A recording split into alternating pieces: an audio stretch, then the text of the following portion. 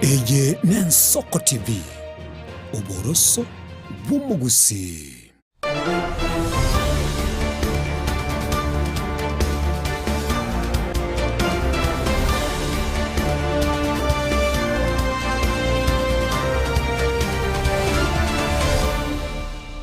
Omurigereria bwa Ensoko TV ne mambie ngia aseri tukeligalia kano mutinyo gatano na gatatu mwaka bwechile fuibera 2025 na rimono kugena kwane kwa bukiribya na bwigo nogendere tubya semambia yabona aseri tukeligalia teach kabire karibu sana tosangaso bwa memambia yabono asense muyende nogendere tukubwati mirubiri yonsi Ensoko kurubaga ketwikira boni gachiara gere chidakika isano na isato igore chinsenye chiabono mambie cha Afrika ya mocha togoswana guchako murubiri gabweterobini guchakira bono bika chinsa isano nemo cha bono mubaso liokoligereria na kumurekera ayagendere tokorekana emambia yabono tosangaso bwamo wetera senchera yo mutandao bwekerera sesemu ya YouTube Ensoko TV namba ya mawasiliano nigere noti isano na ibere isano na isatu isano na isatu isano nemo isano nemo isano nemo isano nemo isano nemo isatu na nyuma yayo ntuchigosoa asenkwana yaito emambia yabono astrachi gosangano yokorikero kyo MCA korwase ewori yabumariba emambia yabono Ensoko TV oboroso bwomugusiriane Ishmael Mogere.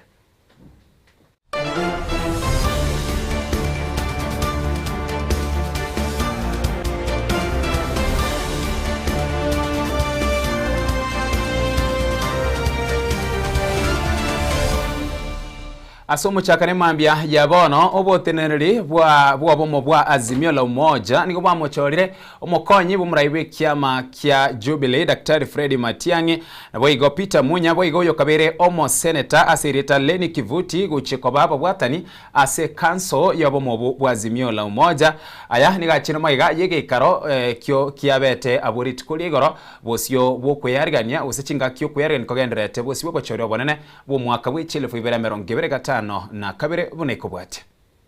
The council resolved to reorganize the party structures, the various organs of the party, as well as to move forward with the rebranding of the Azimio coalition.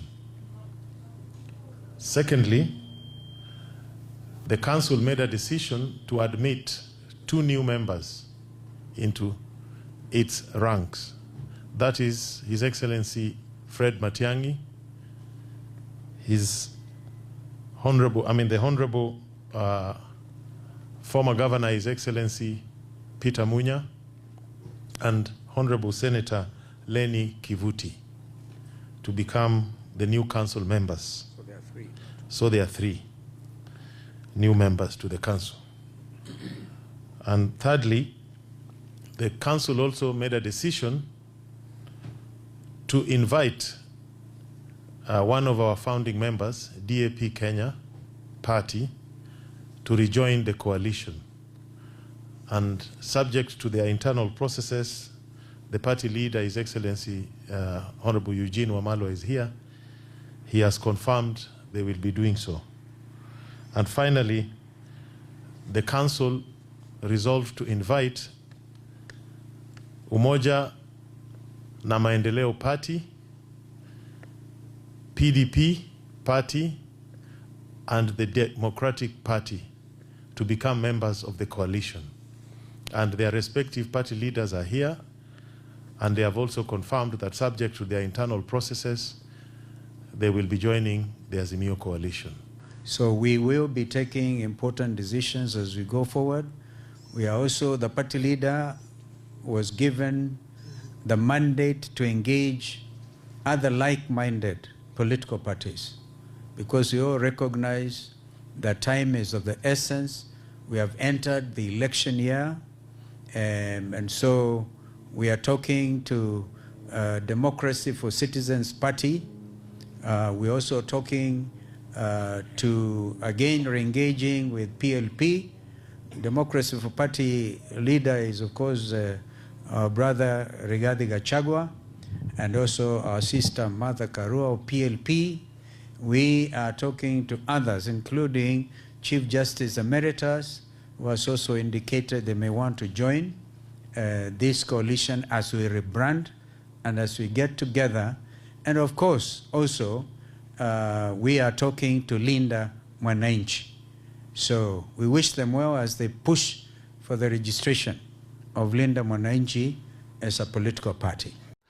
Asense muyende togoswa asorongo rwa Pwani abarai amana babwatani be serikali ya Kenya Kwanza kurwase orogongo rwa Pwani nigo bagendere n'inchiri yabo yo gusira serikali ya Kenya Kwanza ase bayirere nchiri yo ase county ya Kilifi erikwerera igoro ya yagendere tuwikira nigo boigara chuwikiranigwa inse ya serikali ya bone kuragwa na daktari William Samuel Ruto boigo engaki bagendere tukuligi gusirwa ase tunda ya kabere yoburai bwa daktari William Samuel Ruto ase enkwana yega tia bari bekaranta sense miyomo waziri gose asege karo ekyukyara etwe nomo waziri Al Hassan Joho boigomo waziri Salim Vyuria omonogeri webunge ye Senate Amason King na Braibande ni gobo igoba eraire amangana abwatikane na magendero ye chibillion timye 340 yo aigekirwe ase orogongo rwa Pwani bunekubwate.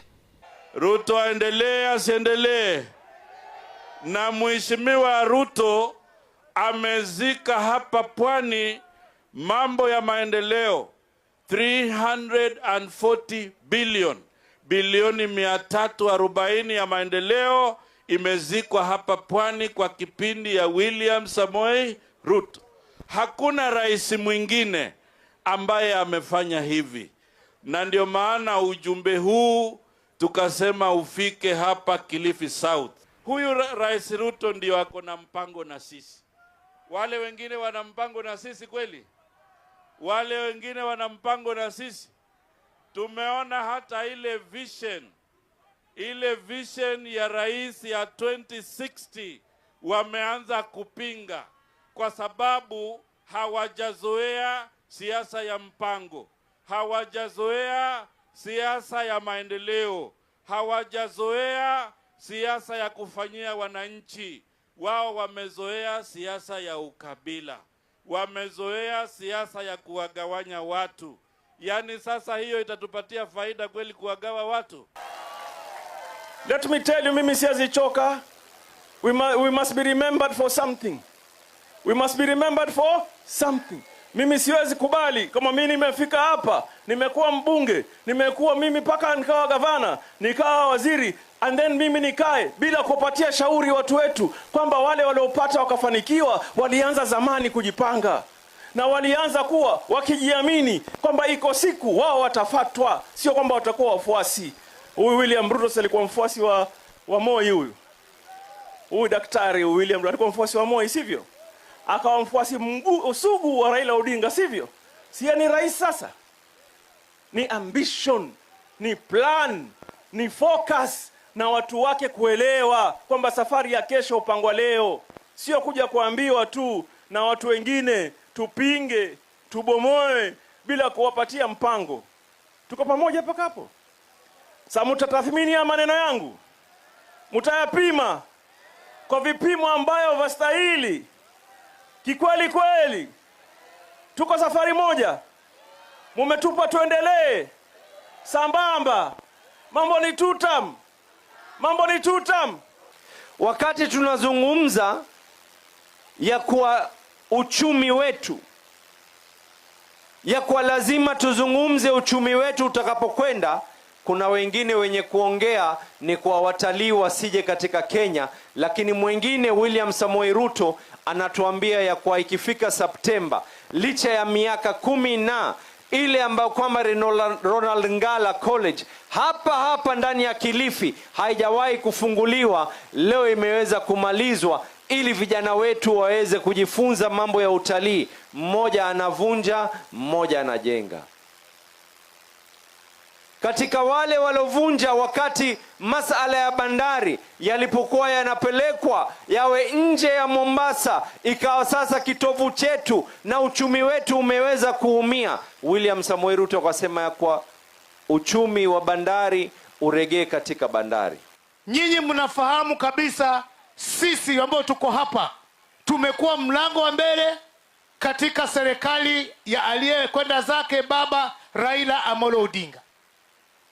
Leo hii Raila hayuko tena, na hapa tuko na msemo ya kwamba alalaye na mamako ndio nani? Alalaye na mamako ni nani? Mheshimiwa mwenda zake Raila Amolo Odinga alituacha katika serikali hii ya broad based, na wenzangu waliokuwa hapa wametangulia wakisema ya kwamba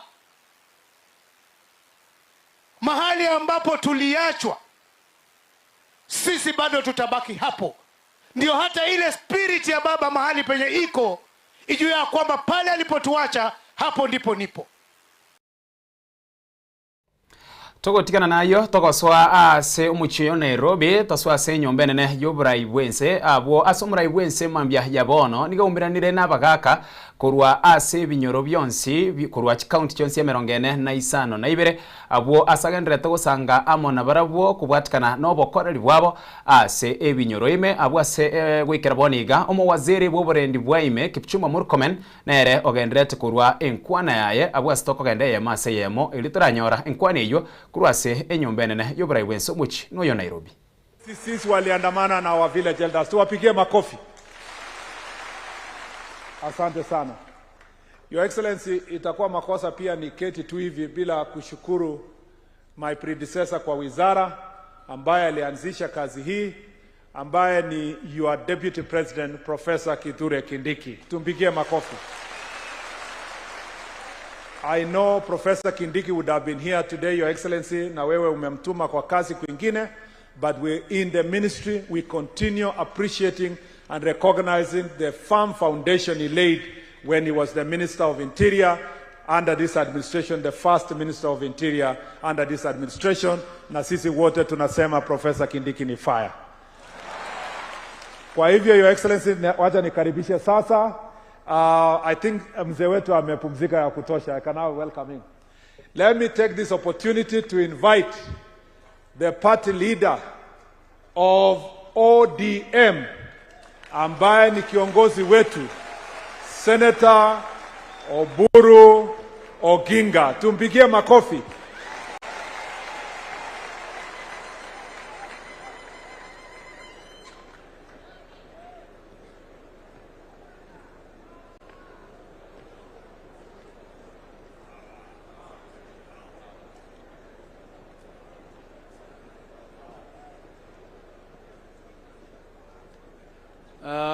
Your Excellency, the President of Kenya, Dr. William Samoei Ruto, and the Chief Minister, our brother Musalia Mudavadi, and all protocols observed, I would mimi ningependa kuexpress furaha yangu.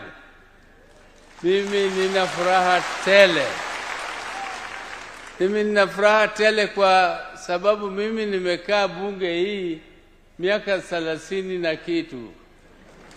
This is my 7th term in parliament.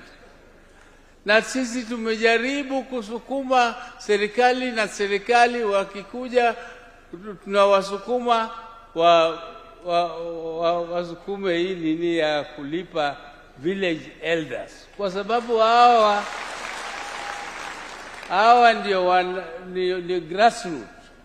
Ukisema grassroots, hawa ndio grassroots. Sasa tulikuwa tunasukuma hao wapate haki yao, lakini President Ruto ndiye amekuwa na ujasiri ya kukubali kusukuma hii na itimizwe. It is not easy. It is not easy to make such decisions. Some people are saying that he is overburdening the country with debt. But those debts he is not eating, he is paying the people.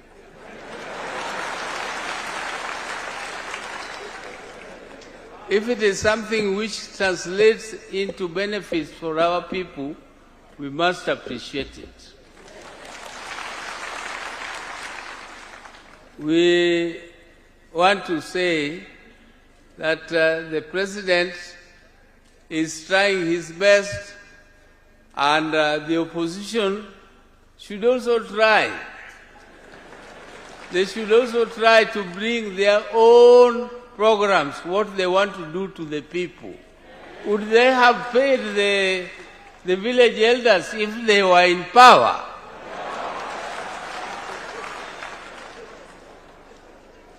I'm telling you, no, they would not. Because we have been with governments, and those people who are there are our friends. We have worked with them, and we know their capacity.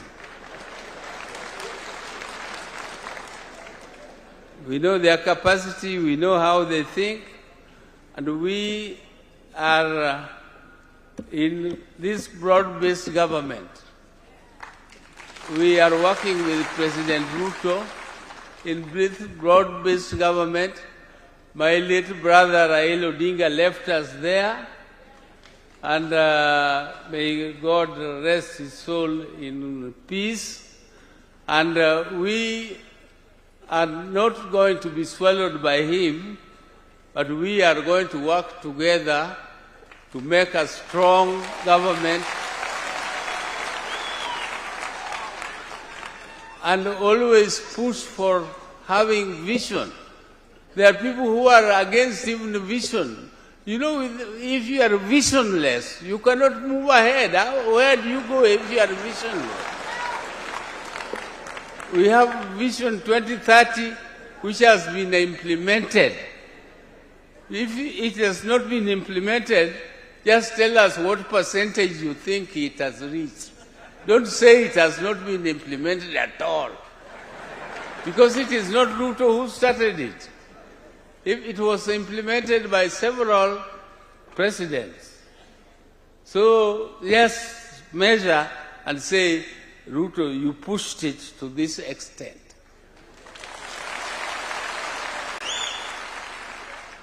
So, we are going to work together as we move in the future, and we want to chart the way forward for this country. And the way forward is to give power to the people, like this one, particular one. We are giving, Ruto is giving power to the powerless. Village elders were just regarded as village elder. Village elder. Sasa he is not just a village elder. Yeye ana marupurupu kidogo, yeye pia anapata, utaona yeye anang'ara kukushinda. Atakuwa na power. Atakuwa na nini? Power. Basi sukumeni power, tuendelee. Kura ikikuja, wakati huu sisi ODM hatutakuwa na candidate. Candidate wetu ni President William Ruto.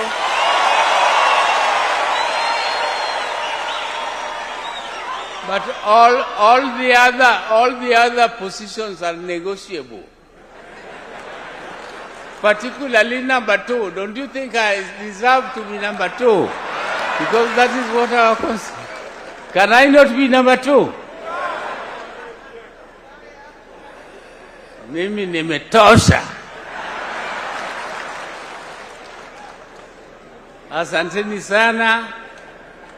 Ninashukuru tena, mimi nimekuja tu to express my gratitude for what has happened, and also to express my happiness for what the brave measure the President has taken, and I want to wish you safe journey back to your constituencies.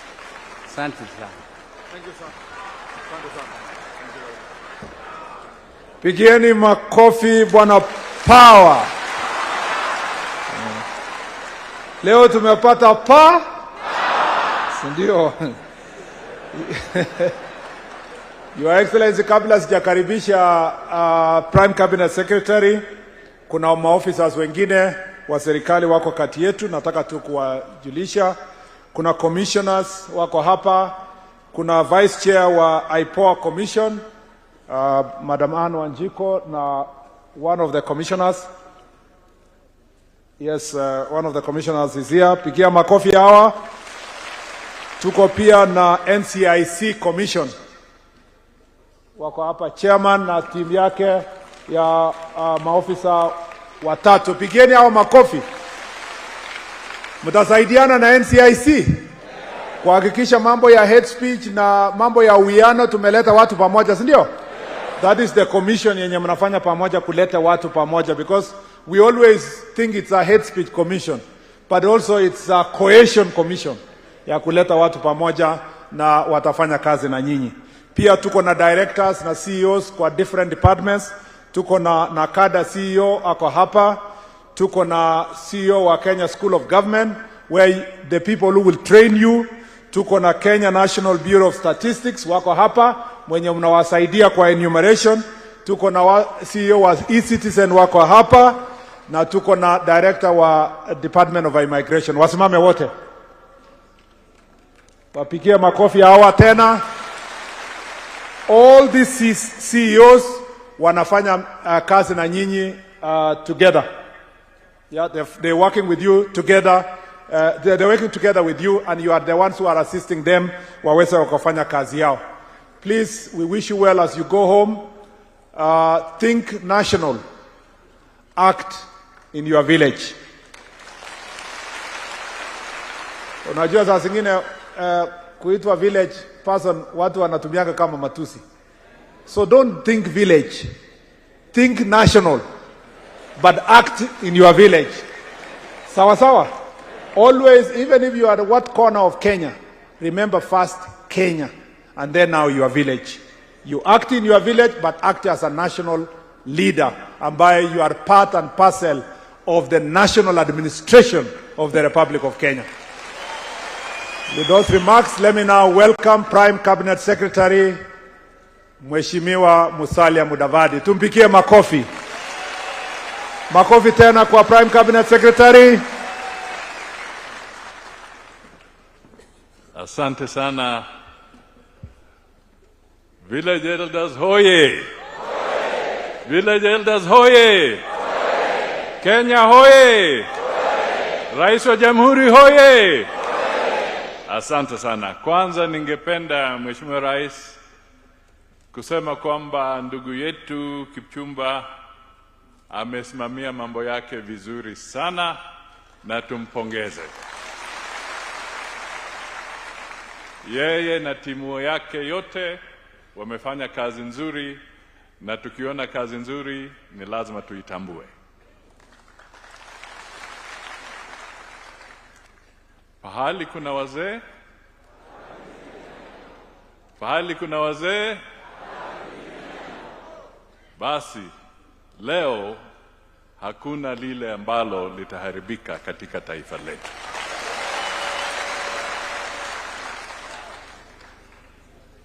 Mheshimiwa Rais wa Jamhuri ya Kenya, kuna kiongozi mmoja kule Ufaransa alikuwa anaitwa Napoleon, ambaye alisema strong armies do not march on an empty stomach.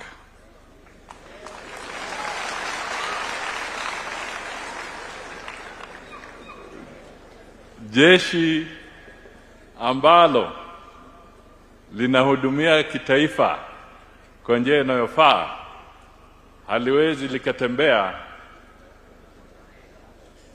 bila kulindwa vizuri. Na leo serikali ya Mheshimiwa William Ruto kupitia kwa yale ambayo yamesemwa hapa imeonyesha kwamba serikali yake, yeye ambaye anaongoza, iko tayari kabisa kushikana nanyi na kuhakikisha kwamba wajibu wa kulinda Wakenya wote utatekelezwa kwa njia ambayo inayofaa.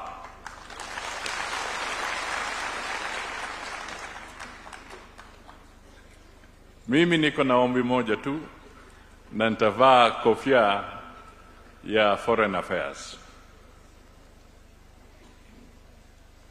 Huyu rais ambaye tunazungumza kwa jukwaa lake leo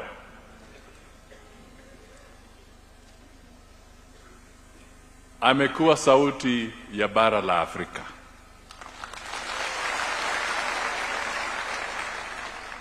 Ushawishi wake, mazungumzo yake, msimamo wake sasa unatambulika kama msimamo wa bara la Afrika. Kwa hivyo mkisema 2 term kwa zile vijiji zote, mjue pia tunasema tunataka sauti ya Afrika ambayo imekuzwa Kenya izidi kuwika kwa niaba ya Afrika. Tunaelewana? Tuko pamoja? Mnanisikia kabisa? Sasa mtu ambaye hajafika pahali popote, na sasa mko na rais ambaye anaketi kwa meza moja na Trump.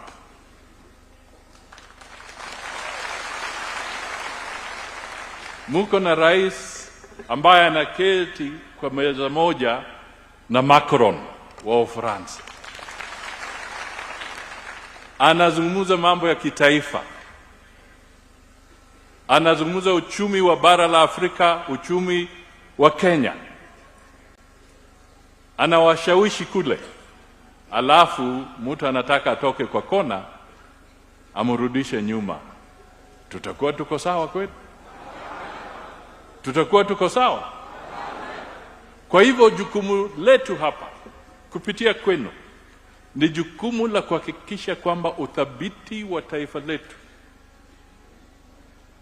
unalindwa. Na ndio kwa sababu sisi wote tunawasihi kwamba musilale, musikate tamaa, tuchunge, tuhakikishe Kenya inasimama, na kusimama ni vizuri tuhakikishe kwamba uchaguzi ujao tunahakikisha Mheshimiwa Rais anashinda kwa kishindi kikubwa.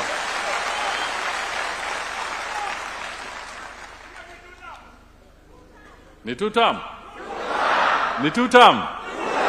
Ni 2 term? Basi, wacha tena nimpatie 2 point yangu moja, alafu nimwalike rais. Wakati tuliingia kwa siasa ya vyama vingi, mwaka wa 2002, ndio mwaka wa kwanza ambapo tulikuwa na uchaguzi na hatukuwa na petition kamwe. Wakati wa Kenya waliamua kuchagua Mwai Kibaki, Kenya ilitoa uamuzi na hatukuwa na petition kwa mahakama.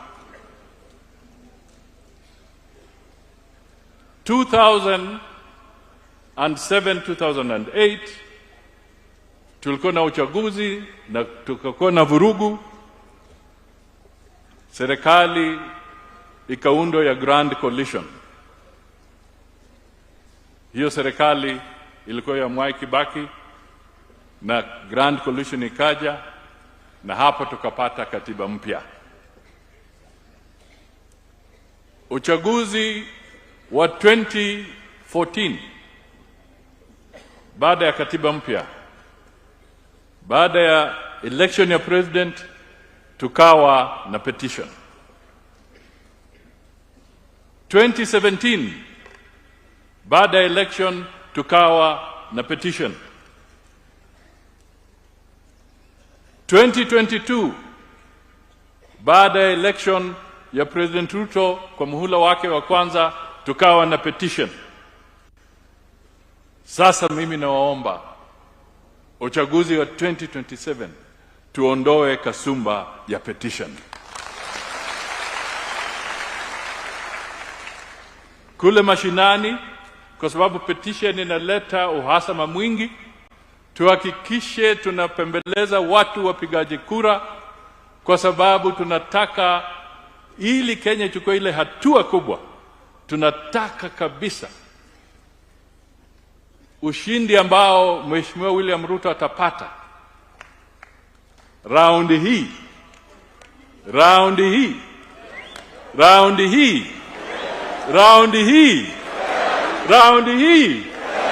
bila petition.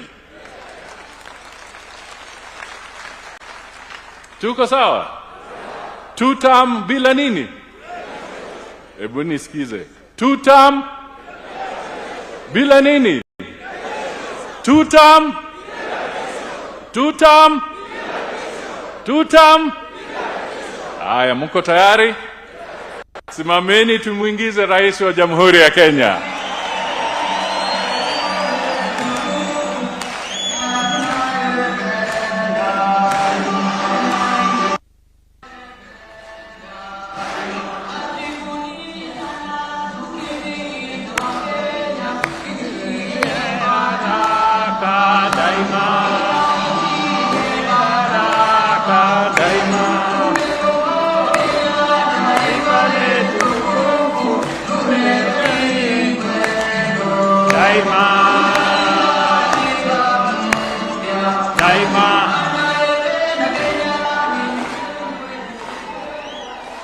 Asanteni sana. Tafadhali mnaweza keti chini. Viongozi wetu, village elders, hamjambo? Village elders, hamjambo? Village elders hoye! Viongozi hoye! Bwana Yesu asifiwe.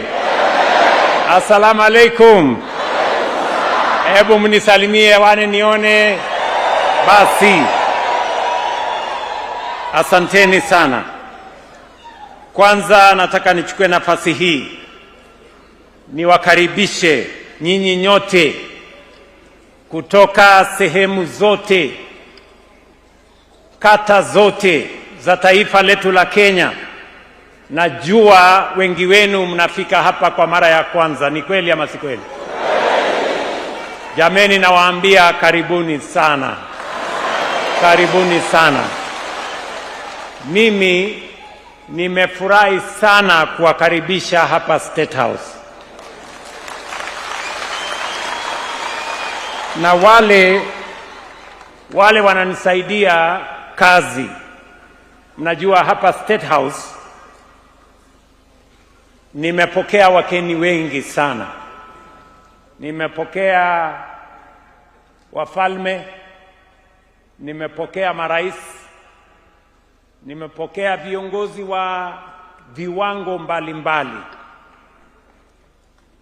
Leo mimi nafurahi ya kwamba nimepata nafasi ya kupokea viongozi wa mashinani.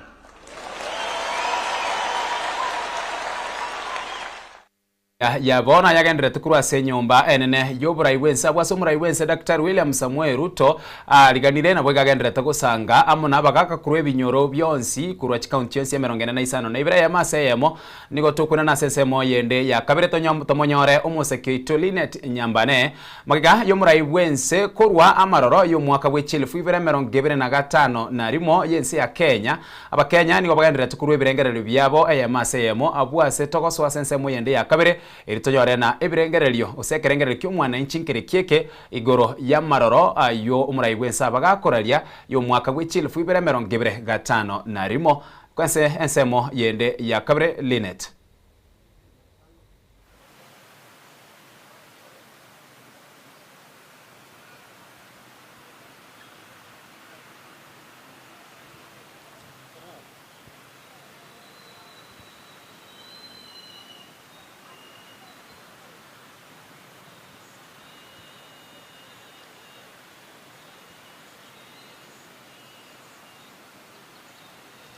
Mbuya mono kigima Ishmael Mogere ase okong'ere rigochaga iga ainde ase getigia jivanji ase omochio Nairobi ekero abakenya bande nabo igo igatia abarai bagenderete kwimurunganiria enkwana y'omurai bwense eyu abwatoka amatuko amaega kubwatekana ne vision ya 2060 chingaki abande bagenderete komomo chinga taraikirania emeroberio eyo bamwakirete kura achikonyara kobaga gwikirani igatia bamenyi ba Nairobi mbarororo na baro bagotebanga umurai bwense nigo niga bwate chingaki chingia na igo nere buya abakenya bachikomwari baga anyare koba kagwikirania ebirengererio ebyo nabo igo anyare koba gagwikirania egasio yes batebira abandi banyare koba bagoteba buna chingaki umurai bwense aswete asoburai niga nyorete uchumi ense konye yabeirege kugwa ase batebire buno nyare koba gakoyegorora ritkoria rero na umiranire na omomenyo Nairobi geiga ase getikia Nairobi geiga nsemo ya jivanji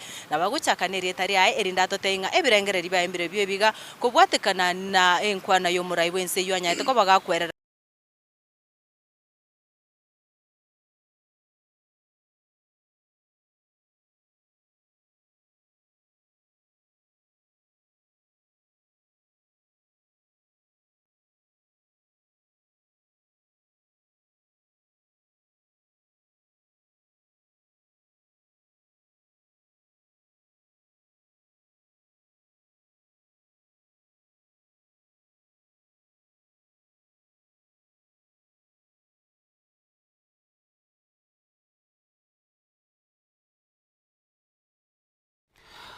tugusaba kwabira ase ayunkwiranira tore enkwani yemambia bono gose ebirengererio byo omwana inchi agendere tukurwa ase omochio yega o Nairobi ase ensemo ya jivanji aya mase ya mobono nigo tukwirana ase enyumba enene yoburai bwense ere tunyore enkwani yomurai bwense abwasa agendere tugusanga amo nabaga kakurwa ebinyoro kurwa ase county chance ya 45 na ibira ya mase yemo twirane ase enyumba yoburai bwense omochino yo Nairobi.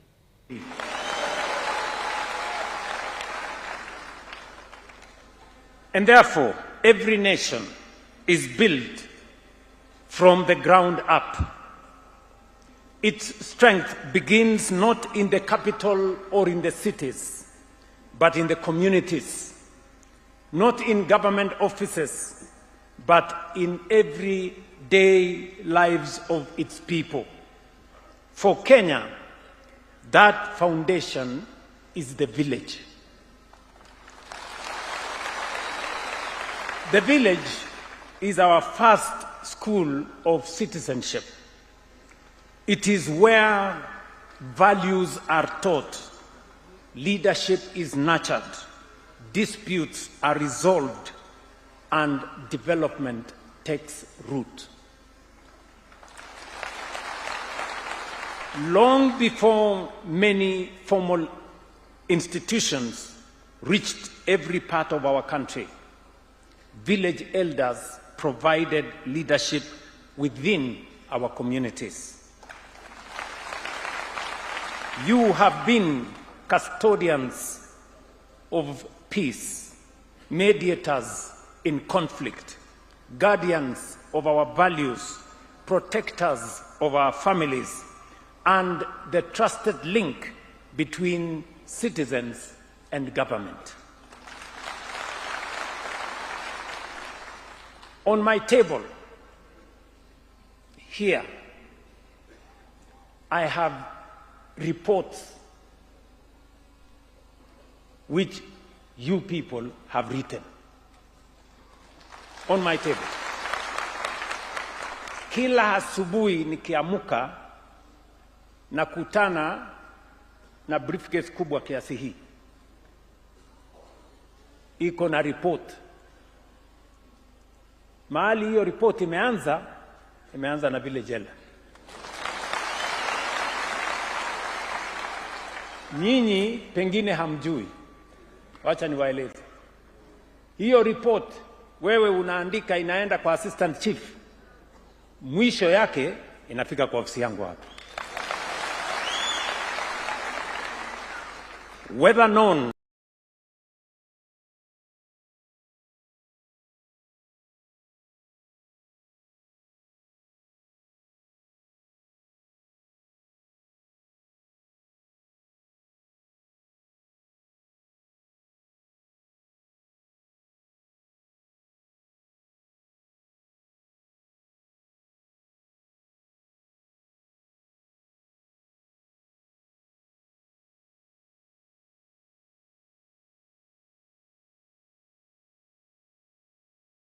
Biamono asoko choren Soko TV oboroso bwomugusi asebono nigo tokoragenda ase omotimuko omoke kurwabwo ntoirane na yanda mangi.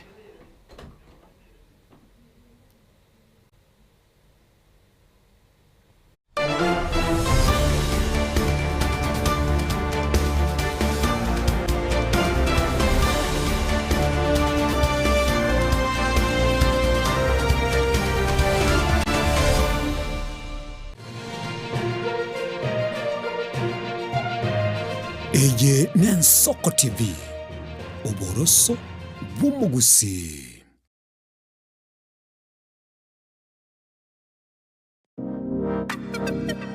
Magega ya televishoni ya Soko gwikasero yao kwanyoriribaga ligi yaliyokuraria asegete sena mbeyemo imena isiko yeliroba liyagusi onye kubwa tokuraria bukwenyuria ogukwa gose okubonchuria bono na bokonyoribaga lya bene liyokuraria asegete senieke asoriguri liyake busani tolikere gose twakere simigwetire namba yaito yobonchuria 0788666662.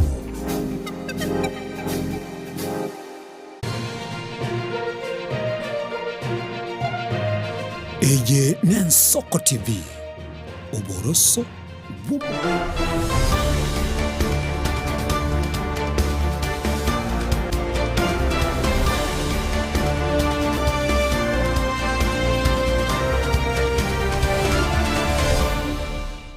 Karibu naende mwanchu mworigereria mambia ya bono eritwendere kwemanya amangi abwasi tokweranirira ayagendere tukurwase enyombene yoburai wense mambia ya bono asomurai wense agendere tukurwe nkwane yae asegikaro amo nabagaka kurwe binyoreme kurwa chikaunti ya 45 na ibere tigango turarabwati enkwaneyo.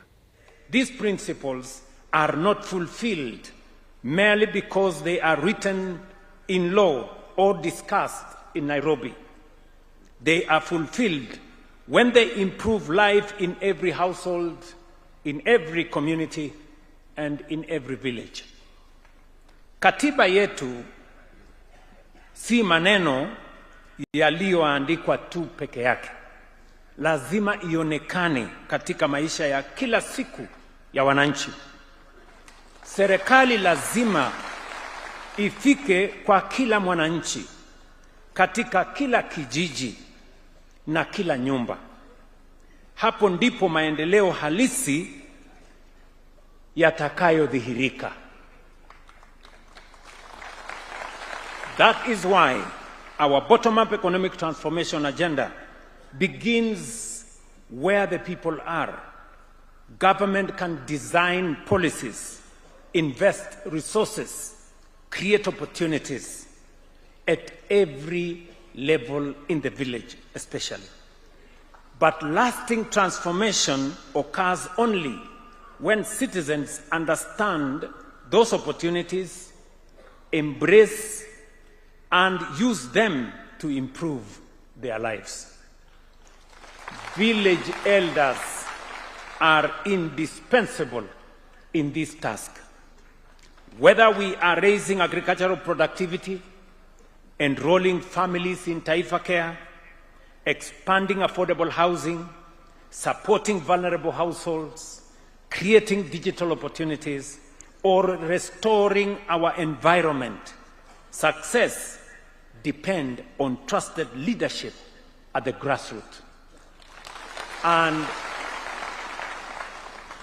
the epitome of that leadership at the grassroots, the representation of that leadership at the grassroots, is the village elder.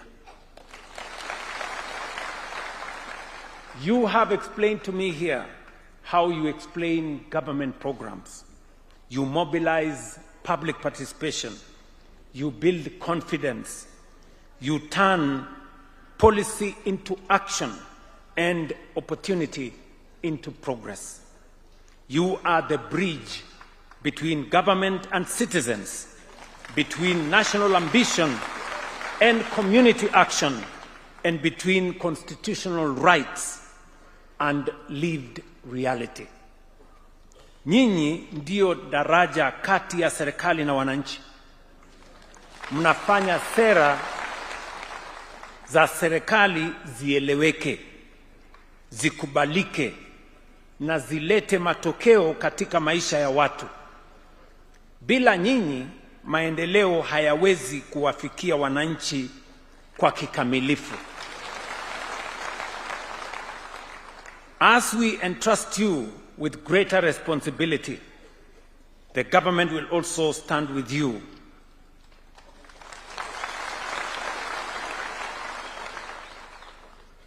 and beginning this month, beginning today, every village elder will receive a stipend. Hii sio bei ya uzalendo wenu. Uzalendo hauna bei.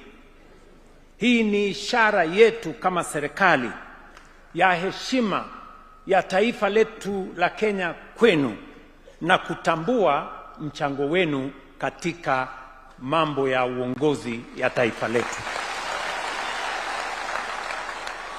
I say this is neither payment for the patriotism you have demonstrated over many years, because patriotism cannot be bought or compensated. This is also not the price of your service, because your service is priceless. It is the recognition of a grateful nation and a practical support for the work you perform every day. As the nation honors you, I ask you to honor the trust of the people. Serve every Kenyan fairly. Serve every Kenyan and reject corruption. Protect the vulnerable. Promote peace. Defend public resources and uphold integrity. Remember that your authority does not come from government alone. It rests upon the confidence of your community. Guard that trust carefully, because it is your greatest weapon and your greatest strength. Yaani nimesema heshima yenu haitokani na cheo, bali na imani ambayo wananchi wameweka kwenu. Lindeni imani hiyo kwa uadilifu. Haki na huduma, hakikisha huduma inafika kwa wananchi bila ubaguzi na bila mapendeleo. Mimi nawauliza ndugu zangu viongozi, kutoka ofisi ya rais, mnajua sasa tulipeleka sera kule bunge, na mimi nataka nishukuru bunge letu la kitaifa na bunge la seneti. Wamepitisha sasa sera ya kuhakikisha ya kwamba viongozi wetu wa mashinani, village elders, sasa imeunganishwa na ofisi ya rais kupitia kwa provincial administration.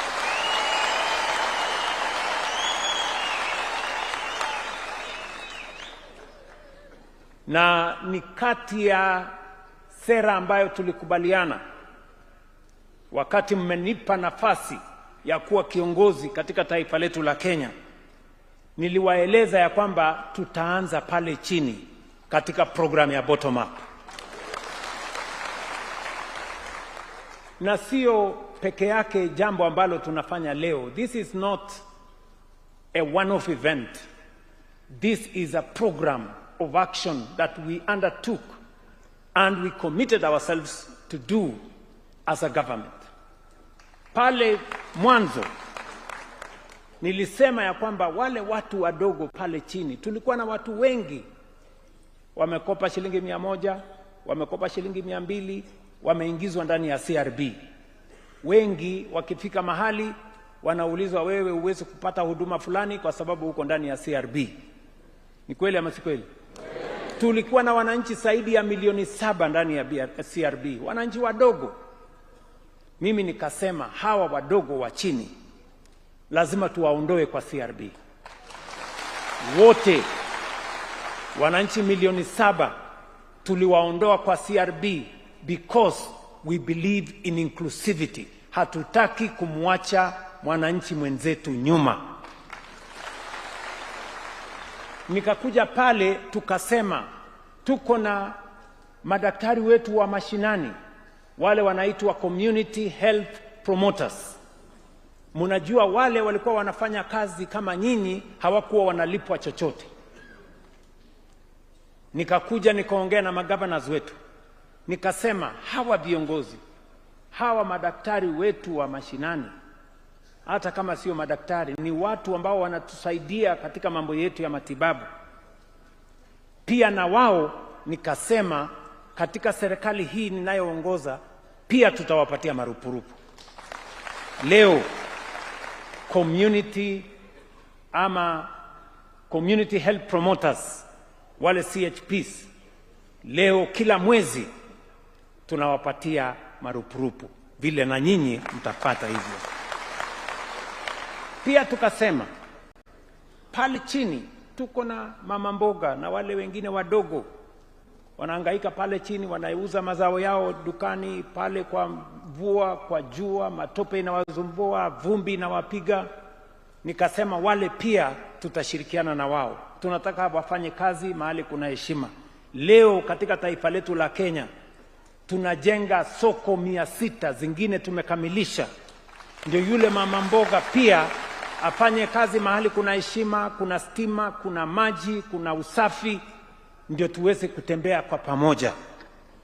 Kuna watu wananiuliza saa zingine, Bwana Rais, yule mama mboga, je, umemsahau? Nitamsahau mama mboga namna gani?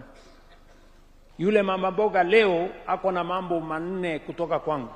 Ya kwanza, mama mboga sasa atafanya biashara yake mahali kuna heshima, kwa soko ya kisasa. In fact, ukienda kwa ile masoko tunajenga ingine ya gorofa. Mtu ambaye alikuwa anauzia kwa matope ama vumbi, ametoka kwa vumbi anauzia kwa gorofa ya pili. Hiyo ni bottom up, si bottom up? Iko bottom kuliko hiyo? Si hapo ndio iko? Jambo la pili, yule mama mboga pia leo anaweza kuingia katika bima ya afya pale kwa SHA.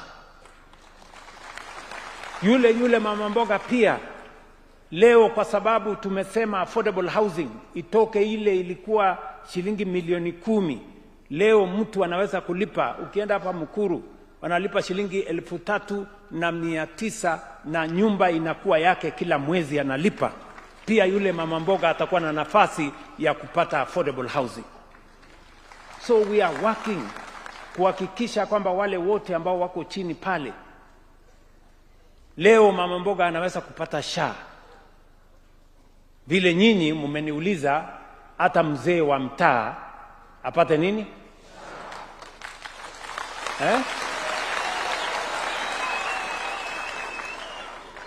So we want an inclusive society.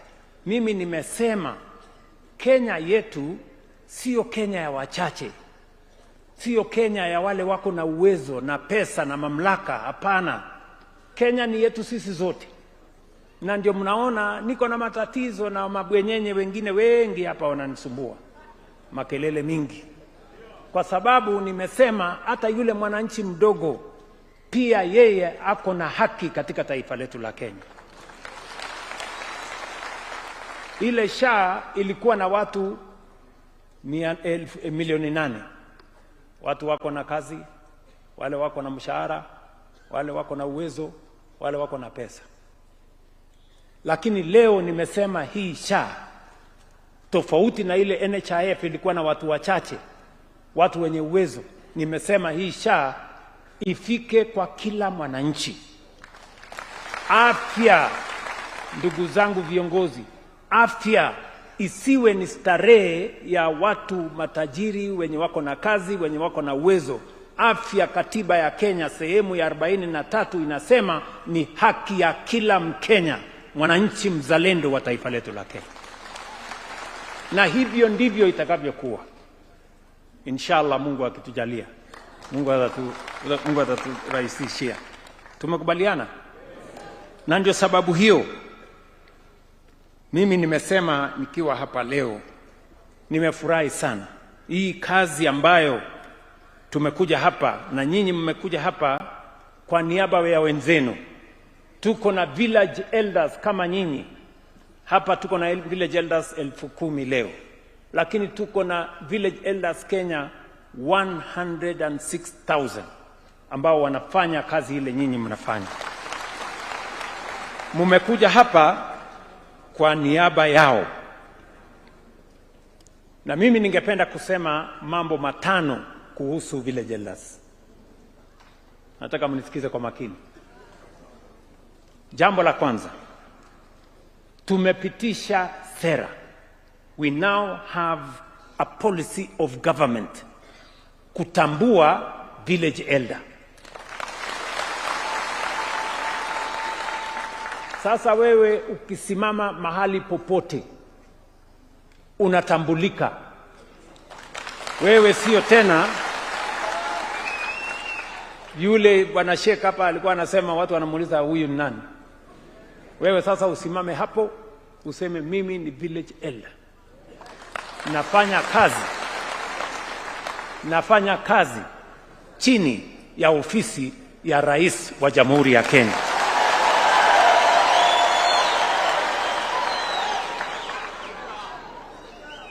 Mumenielewa? Jambo la pili, tumekubaliana ya kwamba kila village elder ndio atekeleze wajibu wake kama kiongozi multipurpose pale chini. Tutamfanyia training. Kila mmoja wenu tutawapeleka kwa training.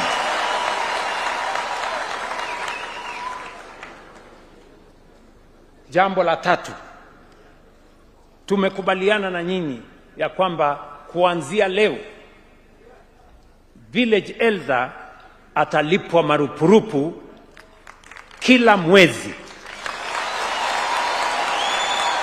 shilingi 3,000 kila mwezi, kila village elder. Jambo la 4, tumekubaliana ya kwamba kila village elder, na mimi nimewaitisha wale viongozi wengine wakoe hapa ndio wawasikize kwa makini. Kiongozi wa wengi katika bunge yuko hapa, bwana Mheshimiwa Kimani Ichung'wah. Wao ndio wanapitisha pesa nikipeleka mapendekezo kule bunge. Chairman wa Security Committee bwana Gabriel Tongoyo yuko hapa. Chairperson wa committee ya Senate Mama Fatuma Dulo yuko hapa. Wote hawa pamoja na wabunge na kamati zao wamefika hapa, na pia waziri wa pesa yuko hapa bwana Mbadi. Sasa hawa viongozi wanaotushughulikia wanaamka na wananchi, wanalala na wananchi, wanaelewa vile mambo yanavyoendelea. Waziri bwana Murkomen yuko hapa na umesikiza hawa viongozi vile wamesema. Hawa viongozi sasa turudi bunge, twende tufanye mambo mengine matatu. Ya kwanza bwana Mbadi, uende sasa utafute pesa katika budget ambayo tutatengeneza mwezi wa 11, 12, tuwawekee hawa watu pesa walipiwe SHA.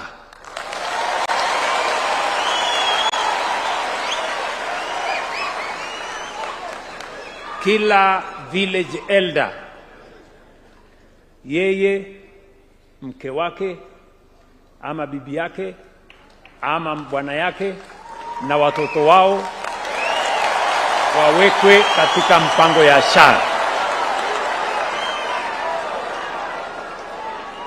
Wawekwe katika mpango ya SHA. Ili tukimaliza hiyo budget, ili kuanzia tarehe 1 Januari hawa wote wawe ndani ya SHA na waendelee na maisha yao.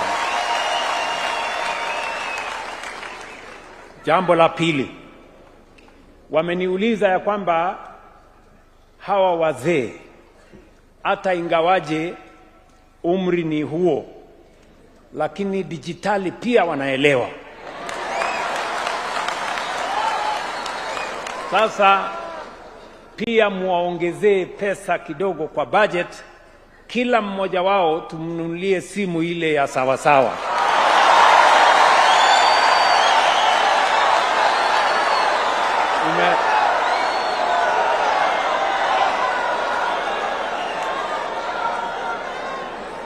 Sindio? Mumesema yani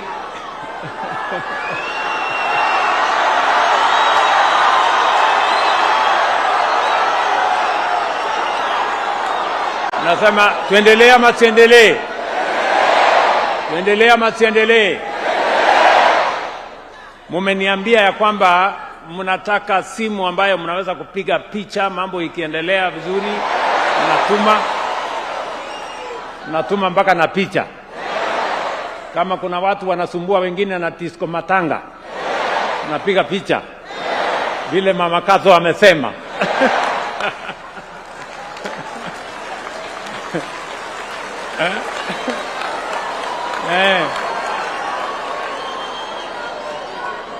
Na mimi nyinyi mmenishangaza sana.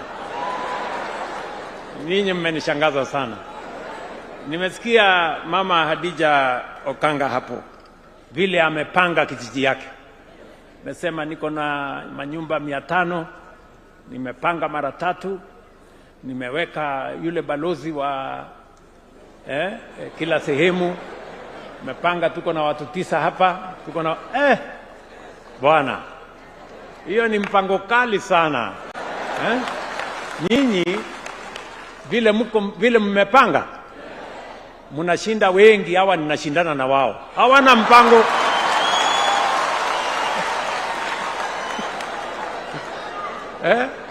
Hawa watu nashindana na wao. Mpango hawana. Wangeenda kuuliza Mama Okanga kwanza vile mambo inapangwa. So mimi nawaheshimu sana. Alafu ya mwisho nauliza waziri apange sasa sessional paper ya mambo ambayo italetwa katika cabinet, tupeleke bunge na itengenezwe sheria. Najua hii Kenya mumesikia kuna watu wengi hawaamini haya mambo. Wanaona hii mambo ni mambo ya watu wadogo. Kwa sababu Kenya hii iko na watu wako madharau na kiburi mingi. Ili wasije wakabadilisha hii maneno wakarudisha nyuma, tuweke ndani ya sheria.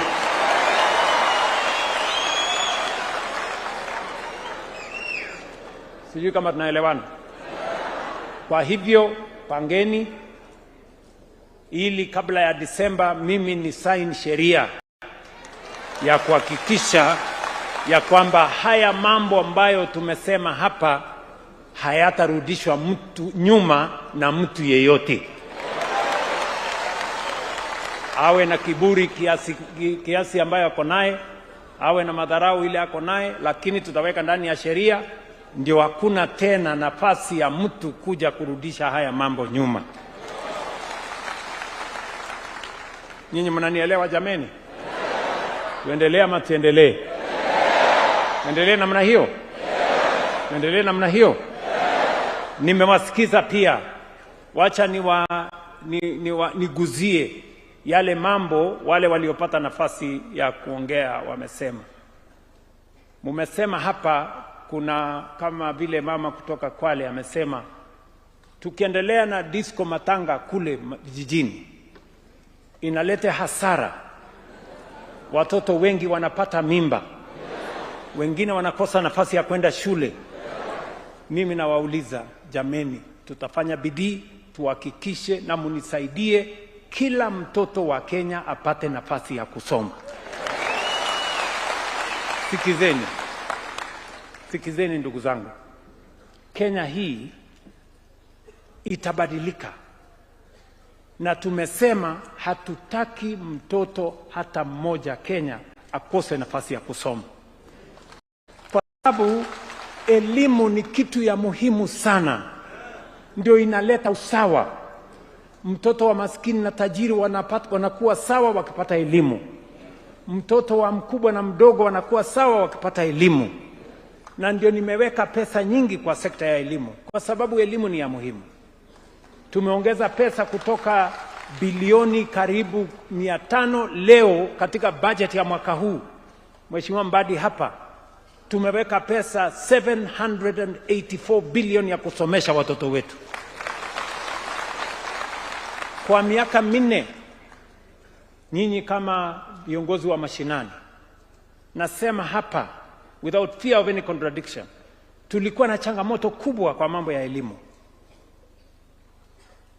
Tulikuwa na shida ya walimu kukosekana ya kutosha. Hatukukuwa na madarasa ya kutosha. Ile CBC ilikuwa haieleweki. Na pia funding model ya watoto wetu wa university na college ilikuwa imeshindikana. Mimi nasimama mbele yenu leo kuambia haya matatizo 4 yote tumeyatatua. Number 1, ile CBC ilikuwa inaleta kasheshe. Tumeinyorosha vizuri, sasa inaeleweka. Mzazi anajua mtoto akitoka grade 10, grade 6 anaenda grade 7 mahali fulani. Haikuwa inaeleweka ile grade inayofuata junior school, sijui iko secondary, iko primary, leo inaeleweka.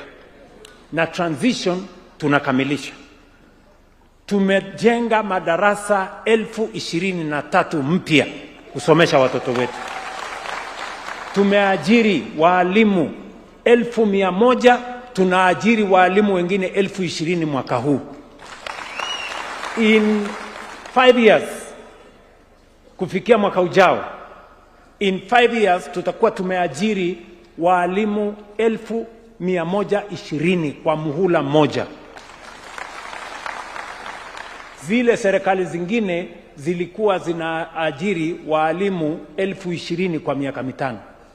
Leo tumeajiri walimu 1,120, kumaanisha ya kwamba elimu ni ya maana na kila mtoto apate nafasi ya kusoma. Pale nyuma mauniversity zetu zilikuwa na matatizo makubwa. Hawakuwa wanaweza kulipa mishahara ya lecturers, hawakuweza kulipa suppliers yao, hawakuweza kulipa statutory deductions ya serikali kwa sababu funding model ilikuwa mbaya. Nimeketi chini hapa na vice chancellors kwa miaka 3 sasa, tumeyatatua.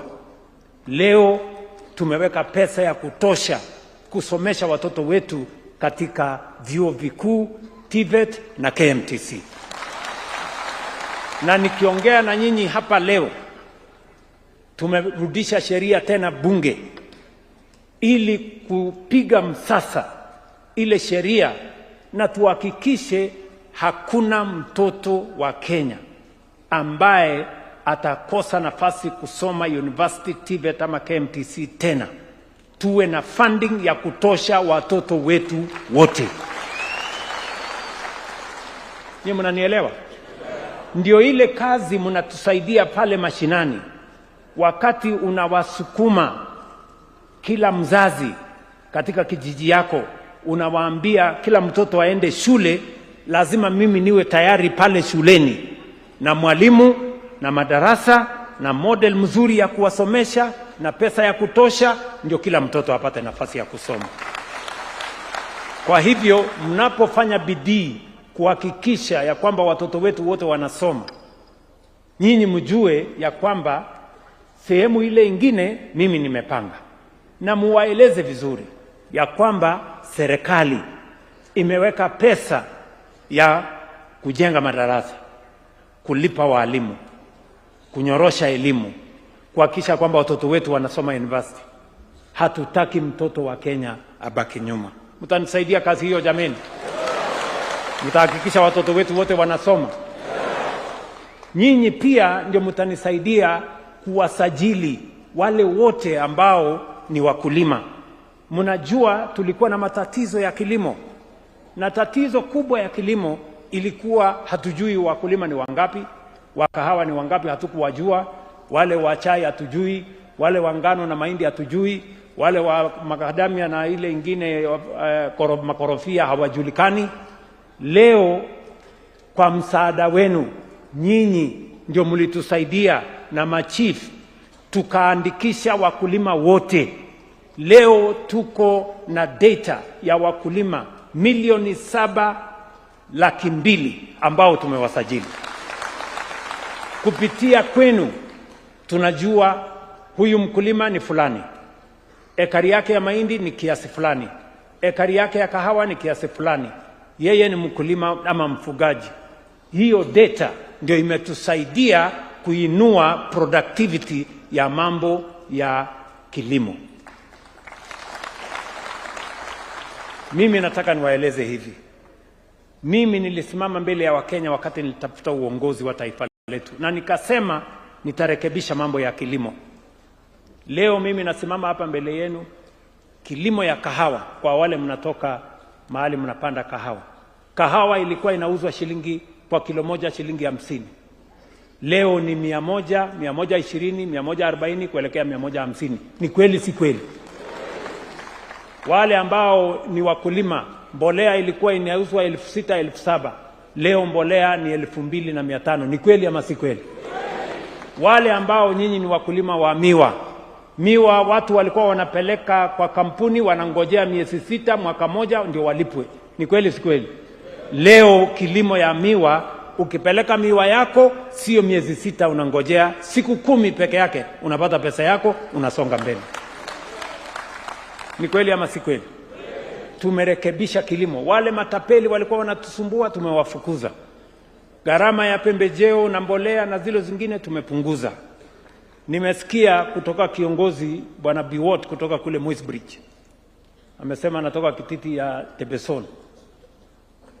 Na amesema kweli kumetokea kiangazi pale, na pengine serikali ichunguze vile tunaweza kuwasaidia wakulima. Mimi nataka nikueleze Bwana Biwott ya kwamba tayari nimeketi chini na waziri wangu Hawa, na tumesema ya kwamba tutatafuta namna ya kupunguza gharama ya mbolea hata zaidi, ndio muweze kurudi shambani mwaka ujao. Pia tutapunguza gharama ya mbegu, ndio tuhakikisha kwamba tunawashika mkono wakulima wetu watuzalishie chakula, tuondoe aibu ya njaa katika taifa letu la Kenya. Kwa hivyo hiyo kazi mlitusaidia na mnazidi kutusaidia ya kuhakikisha kwamba mnawahamasisha wananchi waweze kujua mbolea inapatikana wapi, ni bei ngapi, mnafukuza matapeli, mnaelekeza wakulima, mnawapatia habari sahihi, sio mambo ya fake news na ukora na mambo ya propaganda. Mimi nasema asanteni sana kwenu. Nyinyi pia mnaelewa ya kwamba tulikubaliana ya kwamba afya isiwe starehe ya watu wachache. Mimi nawashukuru sana kwa sababu ndio mnatusaidia kusajili wananchi ndani ya SHA. Kupitia kwa bidii yenu na kazi yenu, leo katika taifa letu la Kenya tuko na Wakenya milioni 32 wamejiandikisha tayari. Leo katika taifa letu la Kenya kwa mwaka 1.5 tumelipa bilioni 170 kwa mahospitali zetu, dispensaries, health centers, level 4 hospitals, level 5 hospitals. Leo katika taifa letu la Kenya utashikia ushuhuda, mzee fulani amelipiwa na SHA, mama fulani amelipiwa na SHA, kijiji fulani mtoto fulani amelipiwa na SHA. Ni kweli ama si kweli? Mimi nawauliza nyinyi kama wazee wa mtaa, mumewahi kusikia mtu amelipiwa na SHA? Mumesikia? Mumewahi kumuona ama kujua mtu amelipiwa na SHA? Hebu nione kama kuna mtu amesikia mtu amelipiwa na SHA. Nyinyi wote mmesikia? Na wale wanatuambia ati SHA haifanyi. Wale ni matapeli ama ni mtu ambaye hajakuwa mgonjwa? Kwa hivyo tuseme ukweli, tuambiane ukweli. Kati ya ile NHIF ya zamani na hii SHA ya leo, gani inafanya kazi? Gani inafanya kazi? Kila kijiji utasikia mtu fulani amelipiwa na SHA 1,500, 1,100, 20,000, imebaki kiasi kidogo, wanaenda kusaidiwa na jamii. Ni kweli ama si kweli? Na tutaendelea kupiga msasa. Hii SHA ni mwaka moja peke yake na nusu. Munipatie nafasi kidogo, nitanyorosha, itakaa kwa sababu ndugu zangu, tunataka tuendelee namna hiyo. That's how we are going to take the nation forward. Hiyo kazi yote ambayo tumeshirikiana pamoja na nyinyi, muendelee kusajili. Bado tuko na wananchi ambao hatujawafikia. Saa hizi nationally tumefika almost 60% ya taifa mzima imejisajili ndani ya SHA. Actually towards 70%. County ambayo ni number 1 kwa kusajili SHA Kenya ni county ya Mombasa. Governor wake yuko hapa. Mpigeni makofi huyu mungwana. Huyu mungwana, watu nafikiri sasa ni almost 91% ya watu wa Mombasa wamejiandikisha kwa SHA. Yeye ndiye anapata pesa nyingi kuliko kaunti zingine kwa sababu wananchi wake wako chonjo. Kwa sababu kila mwananchi ambaye amejisajili akienda hospitali tunamlipia kwa hospitali yake. That's how. Waambieni wale wengine wote wananchi wajisajili ndani ya SHA, wasikubali mambo ya watu matapeli ambao wanasema SHA haifanyi na hawana mpango mbadala. They have no alternative. Kuzunguka tu na maneno ya bure. So tuendelee namna hiyo. Mimi nataka pia niwahakikishie, mulituuliza wakati nilituma huyu waziri Kipchumba Murkomen na team yake Raymond Omolo na wale wengine kule mashinani, mulisema turudishe wale askari wa National Government Administration Police Unit. Huyu mtu wa Bulapesa anahangaika, huyu kiongozi wangu pale, na wale watu wa kuuza madawa pale. Tukileta wale askari sasa Administration Police Unit ambao watakaa pale kwa kijiji, sasa tutakabiliana na hawa wakora. Wale wanauzia watoto wetu madawa, wale wanauzia watu illicit brew, wale wanatuletea matatizo pale katika vijiji. Sasa tutakuwa na uwezo na namna ya kukabiliana na wao. Vile mmesikia, tuko na askari ambao wako training. Tunamalizia training yao in the next 1 or 2 months. Tukimaliza wale askari 10,000 tukigraduate, sasa tutakuja kuhakikisha kwamba tumeweka kila kijiji wawe na hiyo Administration Police Unit, ndio tusaidiane na machifu wetu na tusaidiane na ma-assistant chief na wale members wengine kuanzia county commissioner, deputy county commissioner, assistant county commissioners, machiefs wetu pamoja na assistant chiefs, tuwaunganishe wote katika hiyo msururu ya kuhakikisha ya kwamba Kenya inasonga mbele. Kwa hivyo bila ya kusita, nataka sasa niwaambie hivi. Mimi nimependekeza ya kwamba tuwe na mjadala kama wananchi wa Kenya. Mjadala kuhusu mambo ya uchumi na mambo ya maendeleo. Na hiyo mjadala ianze pale kijijini. Tunataka tukubaliane. Kwa sababu, sikizeni ndugu zangu, Kenya yetu hii ni nchi ambayo iko na uwezo mkubwa sana. Kenya yetu hii, vile tulipigana tukamuondoa mbeberu, tukajitawala, leo tunataka tutawale uchumi yetu na maendeleo yetu. Tusitawale tu siasa. Sijui kama tunaelewana. Nataka mnisikize kwa makini. Na nasema nikiwaeleza Wakenya wengine, sio ya demokrasia peke yake, iwe ni nchi ya demokrasia tajiri na yenye uko na maendeleo. Ni mnanielewa?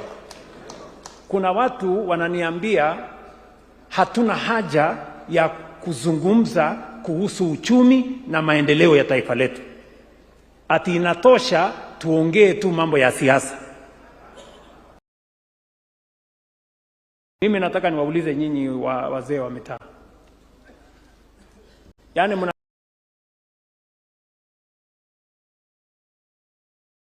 sema ya kwamba tuongee tu kwa hii Kenya, tuendelee tu kuongea siasa milele?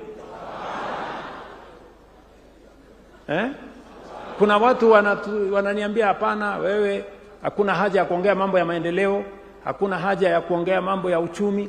Mimi nawatangazia, nyinyi mnasema tuongelee siasa ama maendeleo? Mnasema tuendelee na kuongea siasa ama uchumi? Sikizeni. And I want to nataka niwaeleze wa Kenya wenzangu. Ukienda kila sehemu ya Kenya, ukimuuliza kila Mkenya changamoto kubwa ya taifa letu ni gani, mwananchi atakwambia gharama ya maisha. Cost of living is the single biggest challenge we have as a nation. Cost of living. And cost of living is informed by cost of education, cost of health, cost of transport, cost of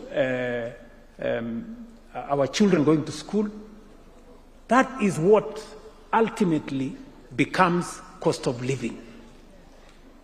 Na uchumi ndio itatuwezesha kutatua gharama ya maisha. Ni kweli ama si kweli? Tukipunguza gharama ya chakula, cost of living inakuja chini. Tukipunguza gharama ya matibabu, cost of living inakuja chini. Tukipunguza gharama ya transport, cost of living inakuja chini. Cost ya rent inakuja chini. Cost ya transport inakuja chini. So unless and until we have a conversation about our economy and our development, we will not solve the question of cost of living. We cannot solve the question of cost of living using politics. Ati tufanye rally ndio cost of living ikuje chini. Inawezekana? So mimi nasema hivi, I am asking the nation of Kenya, we must solve the challenge of cost of living. And the way to solve the cost of living is having a plan on how to create jobs so that more people can have income. How to transform agriculture so that we can reduce the cost of food and more people can have money in their pockets. Is how we can reduce the cost of health care so that more people spend less money on paying for medication. How we can make sure we have a working education system that reduces the cost of citizens deploying their money for the education of their children. We will solve the cost of living by making sure we attend to the economy and to development, and that is the reason why I am calling on the people of Kenya for us to have a conversation about the future of our country, the future economic development of our country, the future development of our nation. Sisi tukutane, tukubaliane, kwa sababu kuna wengi wanapinga maendeleo. Mimi nataka niwaulize, nyinyi mnaopinga maendeleo, nyinyi mnaopinga housing, nyinyi mnaopinga SHA, nyinyi mnaopinga ile model tuko naye ya kusomesha watoto wetu, mpango wenu ni gani?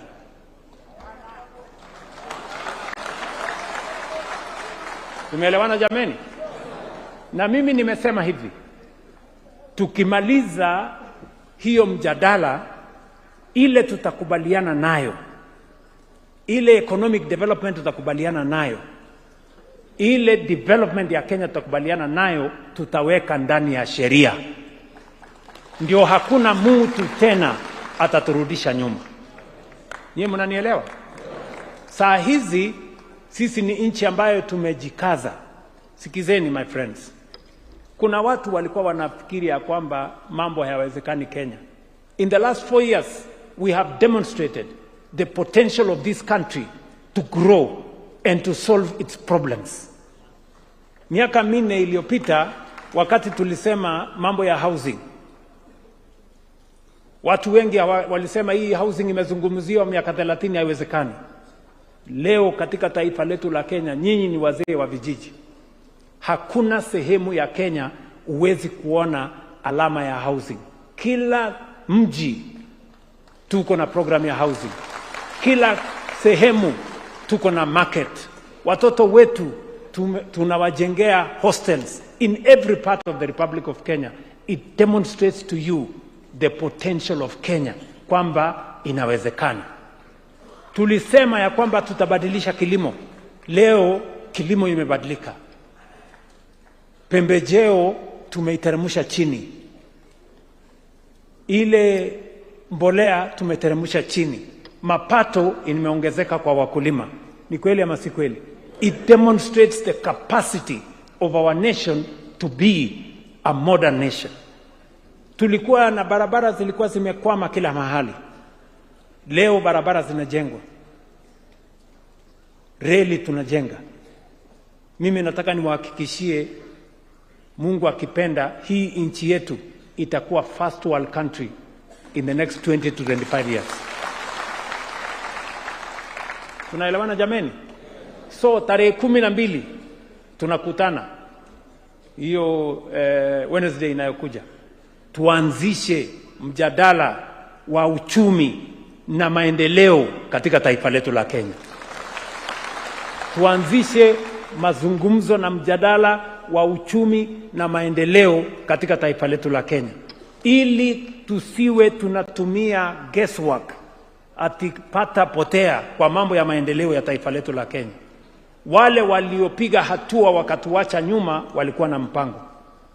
Ndio watu wakasema failing to plan is planning to fail. Kama hauna mpango, na tumeelezwa hata na viongozi wa hapa, kila mtu wako na mpango ya kwake ama namna gani? Si ndio? That's how you succeed. Sasa kuna wengine tu wanasema hapana, tuendelee tu na giza. Tukifanya guesswork, tukipata potea hapo Rais wa 3 wa taifa letu la Kenya, Mheshimiwa Mwai Kibaki, ndiye alitutengenezea Vision 2030. Ikatoa mwelekeo, ikatufikisha mahali tumefika. Ni wajibu wetu sisi tuliopa sasa. Vile Mwai Kibaki alianzisha Vision 2030, ikatupatia maelekezo tukafika hapa. Leo tuko na nafasi ya kipekee kwa sababu number 1 tuko na katiba mpya. Number 2 tumedhihirisha in the last 4 years yale mambo yanawezekana. Number 3 Vision 2030 inamalizika kwa miaka 3 ijayo. Lazima tujipange na mbele. Na ndio sababu hiyo nimewaitisha wa Kenya tuketi chini, na hii sio mpango ya siasa, sio mpango ya uchaguzi. Uchaguzi itakuja, itapita. Kenya itakuwa na mpango hata baada ya uchaguzi. Nyinyi mko tayari jameni? Mtasaidia kuhamasisha wananchi mashinani? Tuongee mambo ya maendeleo. Tuongee vile barabara itajengwa, vile stima itapatikana, vile watoto wetu watasoma, vile matibabu itaendelea, vile stima itaunganishwa, vile maji itapatikana. Na hiyo maneno yote nimesema ya maji, stima, kilimo, matibabu iko ndani ya katiba yetu ya Kenya, sehemu ya 43. Explain to me why we cannot have a conversation about the economic development, about the development program of Kenya that is provided for in Section 43 of the Constitution. It is a constitutional right, just as all the other rights are equally important rights. Human rights are important. Rule of law is important. Economic development is important. Sustainable development is important. Our economic development is important. They are all rights in our constitution, and we are going to engage in that conversation. Nyinyi mko tayari jameni? Democracy gives every Kenyan a voice. Development must give every Kenyan a chance.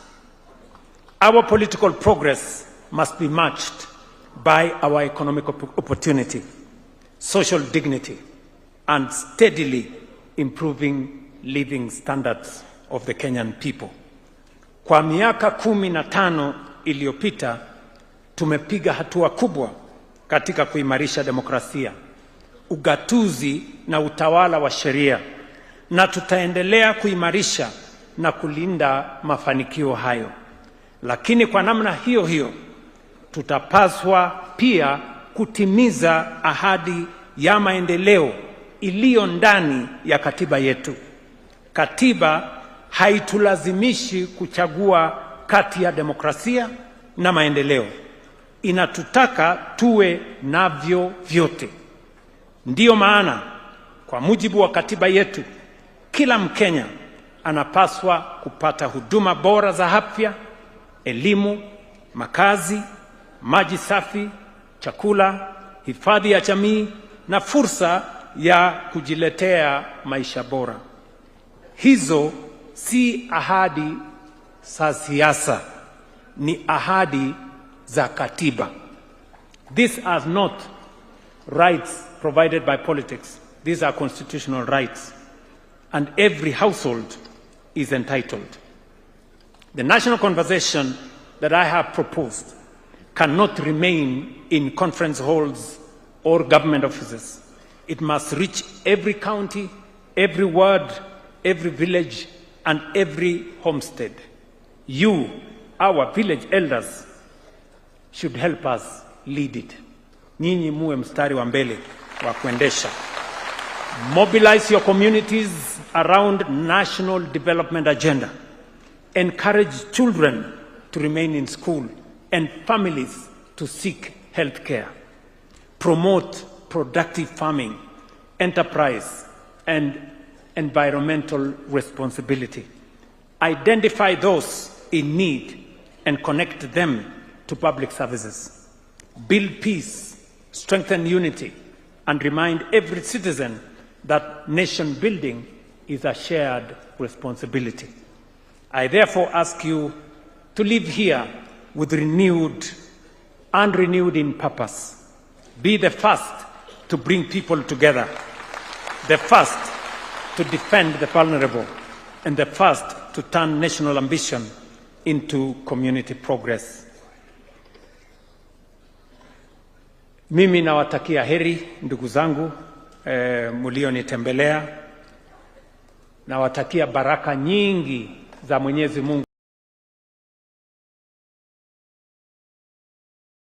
kwa familia zenu, kwa uongozi wenu katika vijiji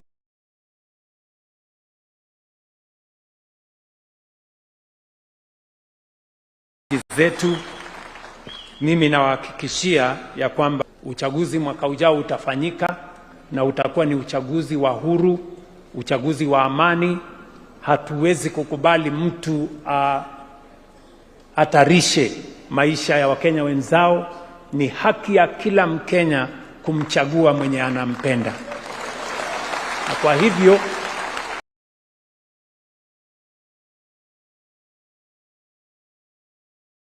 vitisho, kushurutisha watu, kujaribu kuleta ukabila, kugawanya wananchi haitakubalika katika taifa letu la Kenya. Na nyinyi mtusaidie kuhakikisha ya kwamba sote tunaendesha mambo yetu kisheria na chini ya katiba. Ndio Kenya iweze kuendelea kuwa nchi ambayo tunajivunia. Mimi nawatakia heri, si ndio? Na vile mmesema kuna yale tutafanya katika muhula huu. Kuna yale Mwenyezi Mungu akitujalia tutafanya na nyinyi katika muhula unaofuata. Nyinyi mko tayari? Mko tayari? Mnasema tuanze hapa, tukivuka tukuje tusukume iende juu. Mnasema tuendelee namna hiyo? Kwa hivyo mmesemaje? Ati mmesemaje? Ati mmesemaje? Ati mmesemaje? Mungu awabariki na wapenda sana. God bless you. Thank you very much. Hebu tumpongeze rais kwa makofi tafadhali. Ngoja. Nimepatiwa habari. Najua hamna simu zenu hapa. Lakini ukifika kwa simu yako, fungua haraka haraka, mambo iko ndani. Ndio. Na vile mmeketi hapa, wale wenzenu wako nyumbani, tayari pesa imeakia kwa masimu zao. Asanteni sana, Mungu awabariki na nawapenda. Na kwa hilo tangazo tumshangilie rais tafadhali kwa makofi. Shangwe na vigelegele. Asante sana. Ainayo ayagendera tukurwa ase enyumba enene y'oburaibu somucho Nairobi ase gikaro egatia bakaka kurwa ebinyoro ime kurasi county ya 45 amo nomuraibu ense Daktari William Samuel Ruto ase bakwanira mangana ao enchira baranyare kurendwa na boigo kuinyorwa abwase bono barachichaka kwenyorera engeria aina chikugochira ase obwekeranu amaya ye chinsa 52 chinsa 10 ensa eyamune chinsa 3 chiabo tkogusuka mutuga so mpaka ase county ya Busia nigo emambia ya bono abakoremere mo bobochene kurase county ya Busia nigo bagosereria gochigosoa ase umugiro bwemeremo ase keriena okwigwana nkore baigwana nete amone county gose serikali ya county korende wekera boniga okwigwana ukwo tikurekeranirwa bune bwenerete kibono kenderete kore mali obokoreri na boigo obokoreri gochiase omwananchi ase county ya Busia aya mase yamo tiango traso ase county ya Busia eritonya wale nara liagendera tukuroro na mono ayabwatikaine nobokoreri bwobochenu ase county eyo. For more than 6 months, the County Public Service Board has neglected their duties and responsibilities in ensuring that a document that was supposed to be signed in by February 16th has not been signed to date. This document is our collective bargaining agreement negotiated by the Kenya National Union of Clinical Officers in the whole country. And as we speak, Busia County has made no effort. And we are aware, and the CEO of the Public Service Board is aware, she's a signatory to this crucial document. The national government has pronounced itself that there are resources to ensure all UHC personnel working not only in Busia but the whole country can be able to get their PNP letters and serve in the various counties that they were deployed during the corona pandemic. And up to this time, our colleagues are working, they are in facilities, but unfortunately, they have not been served the letters. We still have a County Public Service Board of Busia which are still comfortable. Yet our members here are still in job groups that are illegal as at now. Their job group H was abandoned in 2024 May. And someone is sitting in office claiming that they are the County Public Service Board. Yet that's a very crucial part of and function of a County Public Service Board. You cannot be in County Public Service Board, yet the officers under you are still in a defunct job group. Busia is one of the few counties, actually there are 3, that have not signed the CBA. And Busia is one of the counties that has neglected. They have even refused to engage the officials from this county to see how that document can be signed. We are here wondering why the Busia County has seen it right not to sign that document, yet other counties have signed it. What is it that Busia is avoiding? Is it that they don't care about the health services being provided by these officers to the general public? Is it that they don't care whether the general public don't get the services? Because most of the issues that are addressed in the strike notice, some majority can be handled at the county level. We are in a border county, and if a patient comes to you na Ebola is just Ebola. Hakuna Ebola ya one cadre and Ebola ya another cadre. So kindly enhance the risk allowance for us, for all the cadres. We are in a county where casuals are driving, they can afford fuel. but we as the civil servants tumesota, kwa sababu even SRC lishaamua ikasema kwamba tupewe, but implementation is an issue. Kindly, our governor, we are requesting, kama wale ulieka kwa ofisi hawawezi fanya kazi, I think kwa our officers unaweza chukua tu mmoja akusaidie na hii kazi. Na we are wondering, patient akitoka kwangu as a clinical officer akifika kwa yule mwingine, kwa ile kada ingine, ugonjwa yake inabadilika ama riski yake inabadilika. So kindly, as clinical officers tunaomba tu kidogo tu, kuongezewa tu kwa ile yenye tulipewa, tunaomba tu kidogo. Watusainie CBA tukue at peace. Tunashurutisha wale ambao wanafaa kulipa hizi SRC arrears wafanye hivyo kwa vile ni pesa ambayo ilishatolewa ikawa approved na Ministry ya Treasury, SRC ikakubali, lakini sasa kuna wale wachache ambao wanaendelea kutunyanyasa sisi. Ndio maana tunaomba kwamba hizo pesa ambazo bado hawajakamilisha tunaomba waweze kuzilipia. Idadi yetu ni 165. Challenges mob kama sisi wagonjwa hapa Busia District Referral. Unaingia hapo ndani, unaangaliwa, unaandikishwa kitabu, then unatumwa kwa daktari, anakuandikia madawa ama anakutuma nje kwa lab. Ukifika huko nje unapata pesa ni mingi kushinda ile vipimo zenye tulikuwa tunapimiwa hapo ndani. Maybe unapata ni 150, unapata huko ni 15, 2000. So unapata unajisacrifice tu juu unataka mtoto akue sawa. Changamoto yenye tuko nayo hapa Busia, madaktari wetu wamegoma, wagonjwa wako na shida, kupata huduma inakuwa shida. So tunaomba serikali, tunataka itusaidie, watu wa madaktari warudi kwa hospitali, wagonjwa wapate matibabu tafadhali. Tegemeo letu na hili hospitali yetu ya Rifaro ya Busia. Hata mimi saa hii niko na mgonjwa mwenye anataka atibiwe, apimwe, afanyiwe X-ray, lakini hakuna madaktari.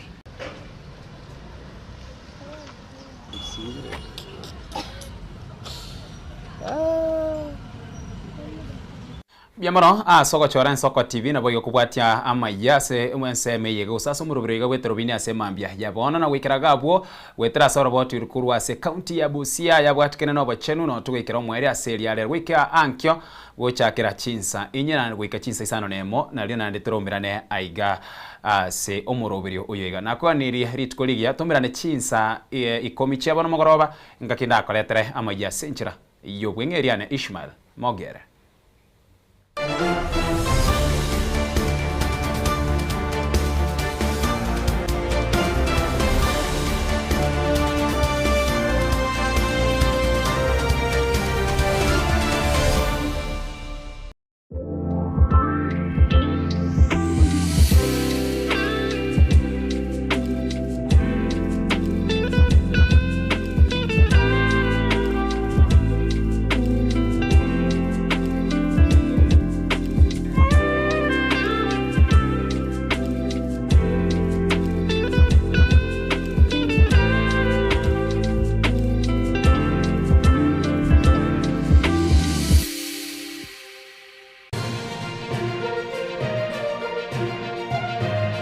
Eye Nensoko TV, uboroso bw'umugusi.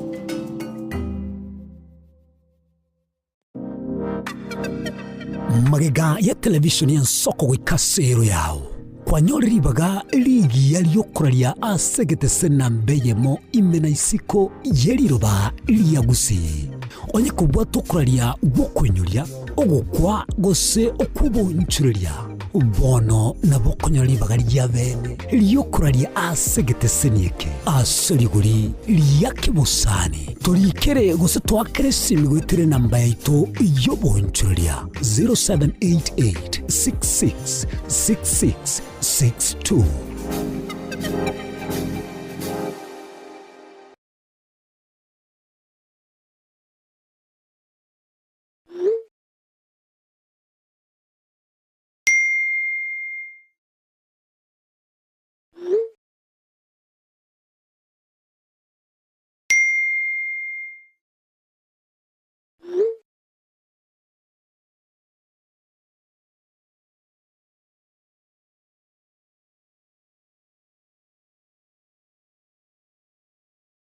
Ekerendwani ya kuibire chinguru kirali tubonesegi ekerwai kirensinyo ogosemeria nkoro World Fit Health Center ninto mwali bomuchando Egetabia ne Dr. Kena Moses umunyagitari na chagete inyagitari ya World Fit. Inyagitari ya World Fit ya chagete 2005 asomucho karatila. Ase nyagitari yetu ya World Fit nere nyagitari entangani ase East Africa ngima. Asitogo kolege ntugekorunga blending of medicine. Yani ngege nyagitari yetu ya World Fit itoko tumia chinjira isato yoko weni ya marwaile. Tuatumia enjire ya kawaida tukurukanga conventional medicine, tuatumia nutritional medicine, na ande tuatumia ndirunga international herbal medicine. Asenya litali yeito itoko make sure nga tuakolide diagnosis, tuamanyire no chando ya bobwate wekere njira ya professional laboratory testing tuamanyago kwa mariogo. Anye kwa buli ubo mrembe nishindwari chinkongu buno buriri bwisukari, high blood pressure, arthritis, ulcers, na hemorrhoid igati ya mange, toba nobuoba. Tunyora samagacho Alisa Plaza, ejo kwenye manyakantab na Uhuru Plaza, 3rd floor, room number 307, ange nechiro ya Marigiti, umuchobo songo. Gose, tuakirisime asi number 0722 245763. Ekari ya kuruaria maroira ali complicated abaroira bagocha baruarte mono ekero ba chirege igoro ba irwa mariogo muroira akora ndokora matukato lakini ekero ba koira na rio wacha kora daktari ya kabere ya gatato bokonya haba buyenete. Chuo Kikuu cha Tangaza tumebobea katika kozi zifuatazo: PhD in Education, Masters in Theology, Bachelors of Arts and Communication, Diploma in Law, Certificate in Counseling Psychology. Tunafundisha TVET courses kama vile ICT, Diploma in Teacher Education. Tunafundisha lugha ya Kifaransa na Kijerumani. Kwa maelezo zaidi, wasiliana nasi katika anwani inquiries@tangaza.ac.ke au tupige simu kwa nambari 0722204724 au 0711713910. Unaweza kututembelea katika chuo chetu mji wa Karen, jiji kuu la Nairobi, Lang'ata Road. Tangaza University, kuelimisha akili, kugeuza mioyo na kubadili maisha.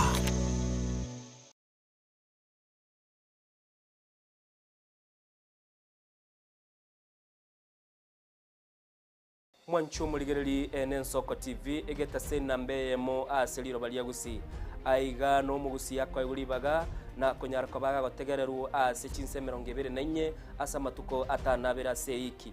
Mwanchu muligereri Ensoko TV nechikobwata ase chi county cheto ibere chiagusi ekse county ya Nyamira na county ya Kisii ase njira yoboikeranu na nene mono ntonyarako batoko genda ase bali chinse mo chire isiko yagusi sichinse mabuna ichana kuru Mwanchu muligereri elitonyara kwa batoko wa umugusi ora sensemo ya nakuru libaga elianyara kwa koigwewa na nemo nontonyara kwa batoko so sichinse mu Childoret no mugusi ora sichinse mu Childoret nera nyara kwa koigwewa mwanchu muligeli ntonyale ko batoko genda ase bali barasa masamba una chinsemo chia mulo aliaso mugusiyale emuletie tonyale ko batoko ireke gusioro no musiyanyale ko bagako iwegwa asenchera enkeranu chinsemo chia Mombasa ntonyale ko batoko ikoro nelio mugusinere anyale ko bagako iwegwa asenchera enkeranu aiga omwanchu muligeli asegeta seni ya Soko TV no gotuchi ko batogokora eke igekuru gyeito tonyale ko batogekora asenchera bwenerete mwanchu muligeli aiga ntokoreri bina nekera obwato muchando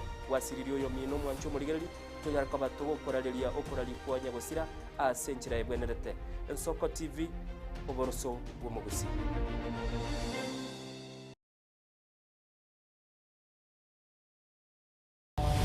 Mirna nabali bechinguru erikwe manyabo na wataka kuruchitananya chense Frida Kerubo, Innocent Onyango, Clinton Ondigi, Diana Ndemo, Ishmael Mogere, Lynette Nyambane, Daniel Omwaga, eke nakige kos kiamesa yamangana maya.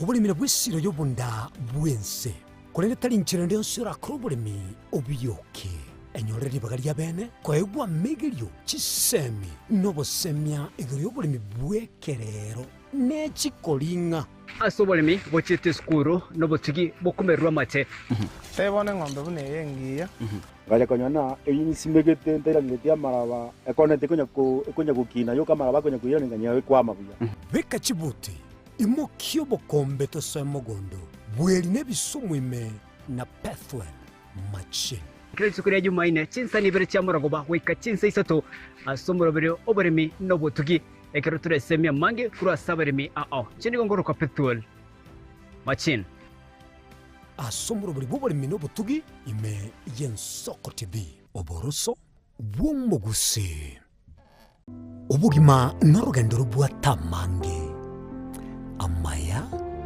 namabe omusakito Lynette Nyambane niga ngaririe imena isiko ya gusi na gusanga naba yaeteire nabakuyaetera nchekera na ibole twe unango tebiwa ndabona ibole tukinde buya ngakina kinde buya ekera na chiwe ke miaka star ngachaka ngodevelopo ngoira samagoro wani kamenya gutokanga na twali roba ona wacha gitego aya nime yo muroberio bo mwenori kirali tukule Jumatano chinsaiber chabutuko imeyan Soko TV oboroso bumugusi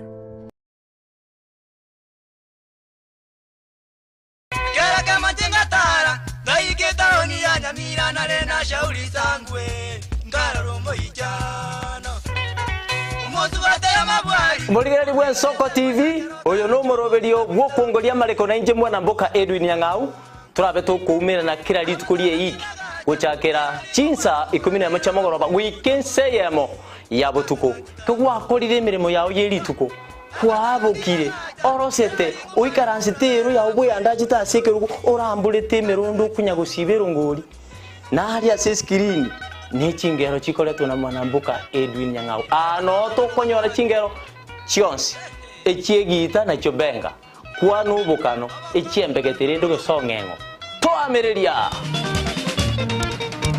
bakaliya omoto yakabwatwa bakaliya omoto yakabwatwa amatukemeronge na gaika kabwatwa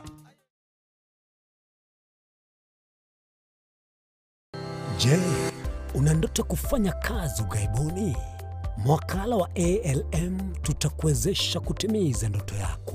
Tunatoa ajira katika nyanja mbalimbali kwenye mataifa ya Qatar, Milki za Kiarabu, Saudia, Bahrain, bara Europa, miongoni mwa mengine. We are legally registered by the National Employment Authorities and we are licensed to do manpower recruitment for different countries.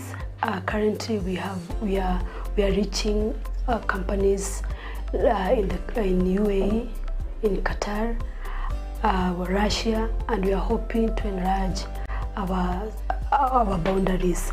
Kwa maelezo zaidi, wasiliana nasi kwa nambari 0721151500 au 0729690571 au unaweza kutembelea katika ofisi zetu zilizopo jijini Nairobi katika jumba la Delta House, orofa ya pili, chumba nambari 204 katika barabara ya University Way.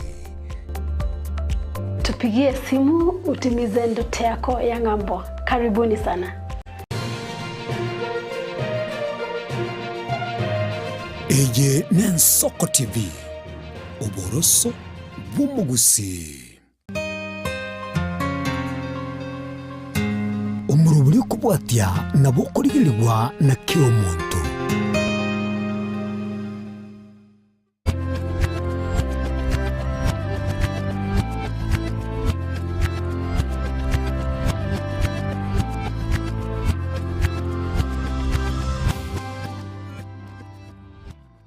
Wiki gima mwancho muri elia wigeta senyi soko na mugorogo naende tokumera na hasumurubirio owal pita tokumera na daktari obekago tasomia iguru ya maroire mwancho muri elia gokwariga bene tosanga sobwamo gochaka bona igago ika omoire nyara yonsi na boko yabwatia wetera sensemeri mitandao Facebook na boigo YouTube wetera Soko TV nchinkuru kwa Kerubo Frida Tengirili bagaria bene kwa lian daktari atumenyene kyakorwa na boigo ngaye kliniki kyake gotoka. Karibu sana daktari.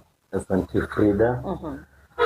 Ni daktari Kena Moses, ngoro daktari ya World Fit Health Center. World Fit Health Center ndio kliniki ya Bosongo.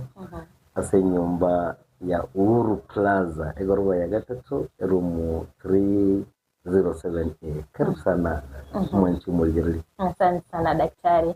Kono mwancho muri ase obutuko bwa rero nigo tukumurikira uburere bwa diabetes usuburire bwa sukari. Daktari kora teresera ngo bumburire kiyoboya. Uburere bwa sukari wona yana n'uburere bundi buri very common. Usabanta abange babwate.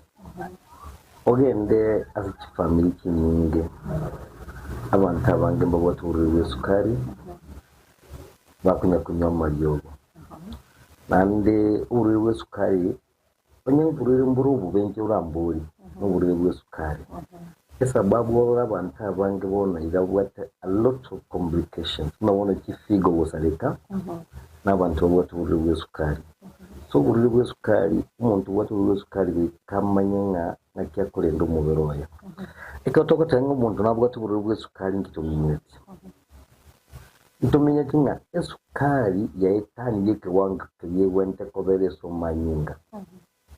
Kalinye sukari nembe Frida. Kalinye sukari sumogere nembe. Ya etani yeke wanga kiye wente kobere koba. Esukari ye wente koba around 3 to around 6.7 millimole per liter. Ine rewone sukari ingia ekokonya umubero wo kolega notekile. What I'm trying to say is this. Nga mubero gotogo kora kinde gions onye tuwete sukari. Muna wono wongo weito. So wongo mbogo kora gasi gions vitabuwete sukari. Every cell in the body nitagete sukari. Lakini bono ekere sukari ye tani ye kiwango kile sa manyinga bono itali sukari. Uno bono muburo ile.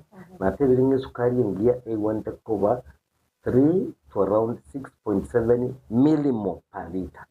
Wono yitandi 7. Lakini kero kwa ragiri na bere ikibaka 8. After a few minutes yana kawaida. Lakini sukari yao ya chile 11, 12, ya chile 13, ya chile 20. Abantu mbale to upime sukari nya wante machine usinyo gupima nga ya itani yite wango yewente koba. Wono esukari tali wono sukari.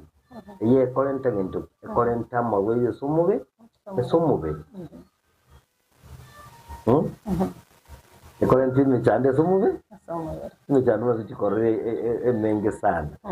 Kisukari ntobwate type ubere. Kisukari.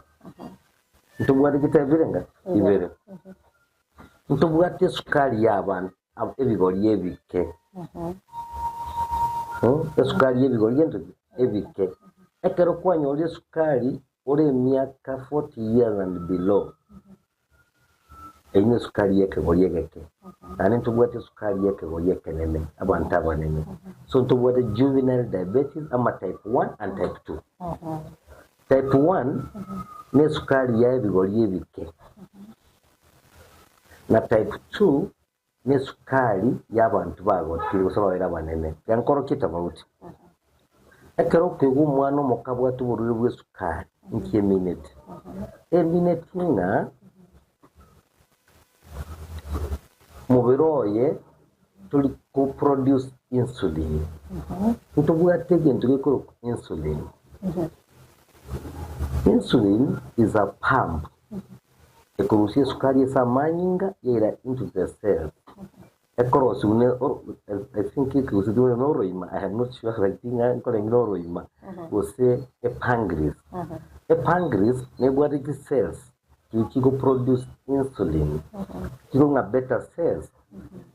Was say insulin of Langerhans.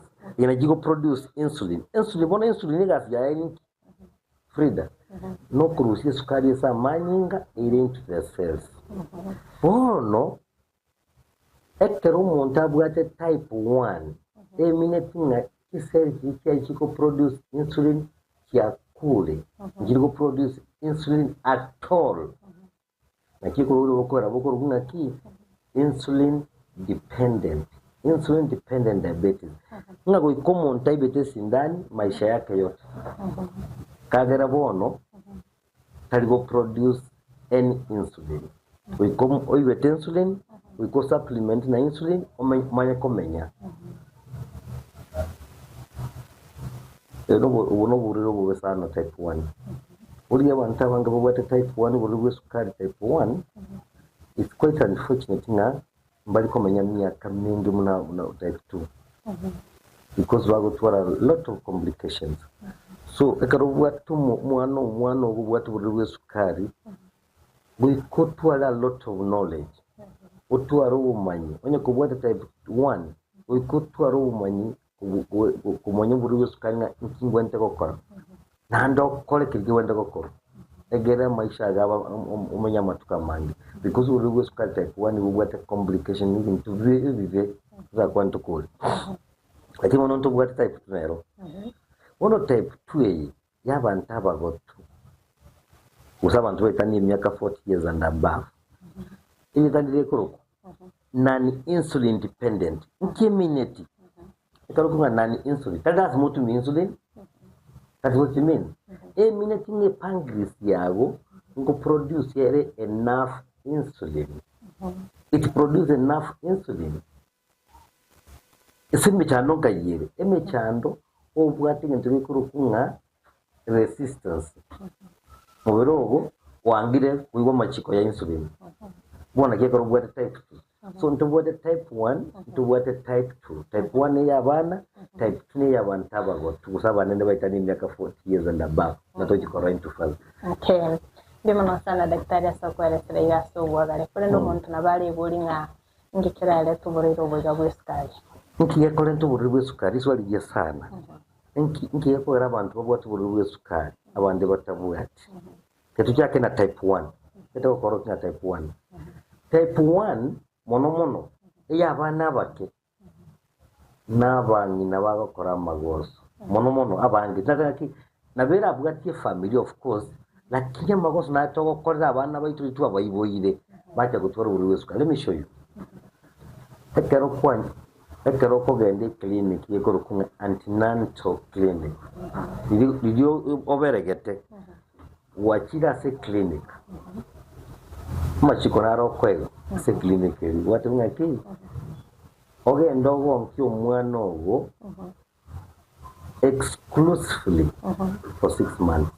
Ngato wasa ko mwana ogo ndagire ndiyonse omogonki emetienyi sita otaliko mwakindi gionzi wono baraba jeuri kuna wajeuri ama ngatimbu ati mabere etimbu ati orobero rwane mbubu ati ama vera isaine wono mwana kunyakolera bokora biko kugendera ko mogonki ko bero ama vera yo kurusia make aisaino mwana wono wacha ko mwenda girindi wacha ko mwa machi ngo mwana wekai wa machi wacha ko mwe kwerende ama kwende amabere y'engombe na mwana oli enchira yayo yendagira tera konga era digest amabere ali so omwana otwara o develop what you call autoimmunity kukie samabere bone kero ubunyamasi bwaye bwenda bwaite pancreas oko waje ko mwana ndagira ataike miaka iliyokoragira wachakire kwa mwana tarika miezi sita umeanza kumpatia chakula so this lead to autoimmunity yani ubunyamasi bwaye bwenda bwaite pancreas umuntu nyoruguru sukari so what am I saying? I'm saying this, I'm advising people like this. Ekero kwa nyodo mwana go Frida. Mogonki mitinyi sitere. Umayoja ko mwendagira. Tozo ko mwendagira atara mitinyi sita. Ebi ntina bikora byari ntuburu sukari. Abantu bo tuburu type 2 type 2. Mbanda kibaga nyaburu sukari. Nabura nyoro bwate stress nyingi yari ntuburu sukari. E familia uburu sukari mboro. Wacha yakwera wacha kanyoro buru sukari no bugate tulikora gas water resistance tulikora gas inkongo bono koragira sukari you don't need sugar we karanzega ko mambaka marugo nki koragira ayo ganta kuitendagira dayo karazi ko mambaka marugo yagera kwanyole sukari ko mubero monene kwa bero mubero monene saidi bono uko garere otwara ubururu sukari obesity so nken ombori ngoteba hiyo ubururu sukari type 2 y'abantu abanene ni ya kujitakia kama mtu angekuwa anajua nini anataka afanye angepata ugonjwa wa sukari to ngandi yo kora masoezi to konya ubururu sukari onye go ngandi utarikuragira ndagire umuntu akuragira ndagira diet itabu at fiber ndumwe bakuri ndagire mbe free kwaza basubati numono akamochere ngabwa tinyenyi gawo anything just sugar ungakwanyure chai na mandazi wewe sukari mandazi ya bwati sukari kama yote kana ragi unakula chakula mbaya so when you eat a lot of junk food ndagire itabu at fiber umanyete kinyenyi chikogere sukari tegenda bwange samanyinga so regulate sukari yake usikwenda bwange ona ayo kuri ndagira itabu at sukari ukuri ndagira ebwate italiko kokonya so you have to look at the diet ndagira kinkoli bolinde ndagira bwate choose una kinyenyi nyingi mwete kumoja kwa hoteli mwete free uliwe kwa hoteli kwa rero ndagala ndirubo kuma nenyama na mboga sosa karumu mnondako akurwania bantu nani amekuambia mimi nakula mboga mimi nakula mboga kila siku nyumbani mbona niwekea mboga mimi si mbuzi you know mtu chora kuzaka nyama na ugali anaacha mboga which is very important so ndio mwende kwa Tanzania kwa tuligelenya na tukoraga yeah kwa bere ko kwanera igoro ya ngikera leto borero bigabo wa diabetes kurinde tuligelinga sense moye bimanyerere cyo umuntu akarumanya ngo turi buri sukari uri sukari mbubu atimanyere bitatu very important ikimanyere getangani okora kumanya kwa cyo buri sukari kiu ogotware kiu yo kunywa mache erango ere igoro saidi ekero kunya kurangi ugutunya kunywa machi joka my friend nyoka nyagitari upimo uligumote tunywa machi utatunywa machi joka ugote kiko kunywa machi kidogo end hospitali upimo ugonjwa wa sukari Awanyine sukari kwa twali. Number 2, kuitera mache saidi. Iga mache aliyokonyo taliko tenezo muberogo nando okogenda echo taliko genda into the cells okogenda kuitera mache onya kuitera mache lyoka na wanya muri sukari wakali watwali egento kelene enchara obwate enchara enene saidi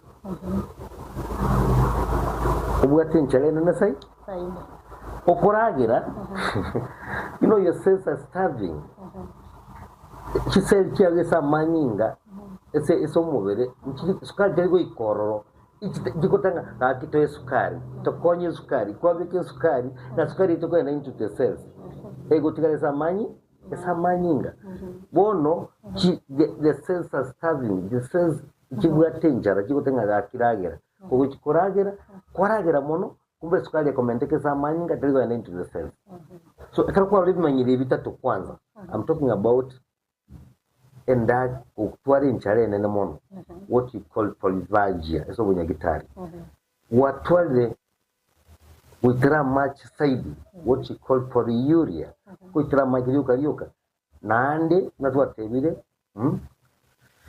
ekiukere igoro kia maji imanyina byo kora bitatu lakini wone ibinde mbere bigocha baadaye evidonde samago wacha gutwara boils kwa mfano egetonda kitali kugwene somubere orosterioka amaisotori korora wacha gutwara pin needle sensation yani magura agakuja kuganda emanyono bine mbere bigocha baadaye korosa saidi mnangenda goteva Frida tulikunyara gukora gasinde yonse oko keo mubere kwalingo mubere omuntu monne bononya kwa jigo jenya kwenda kuchinze chikijenya kwenda kuchinze you lose a lot of weight because you're losing a lot of because omubere ogo okobuna mafuta ya sukari gere ikizali gitumie kumbe nali sukari ziko ende sabanyinga so you start kwalingo monne waje go care ini dalili ya ugonjwa wa sukari lakini naendelea kusema angalizo dalili za kwanza 3 unakunywa maji sana unaenda choo kujua sana na nini na nimekwambia kujua sana na una njaa sana those 3 nini symptoms very important okay ekara daktari monta rolire ibimanyirire bunebyo pero kende ngetambuke kikiria bwanete koimoke kwa rolire ibimanyirire bunebyo wacha ikore ibimanyirire ibitwatebire iye ntige tanga nigende nyagitari ekero ko nyagitari opimu ekero wapimiru tumanyanga esukari ya unga kekoro ekoro kanisa manyinga you have to come the hospital for laboratory testing to gupima sukari toronge sukari ya gere tumbo pima sukari ga yankoro kiyo Frida urire bwe sukari wangenda goteba kendi nkeyo kebense ye mu urire bwe sukari njomboli urire bwe sukari nobole under category za event bikobo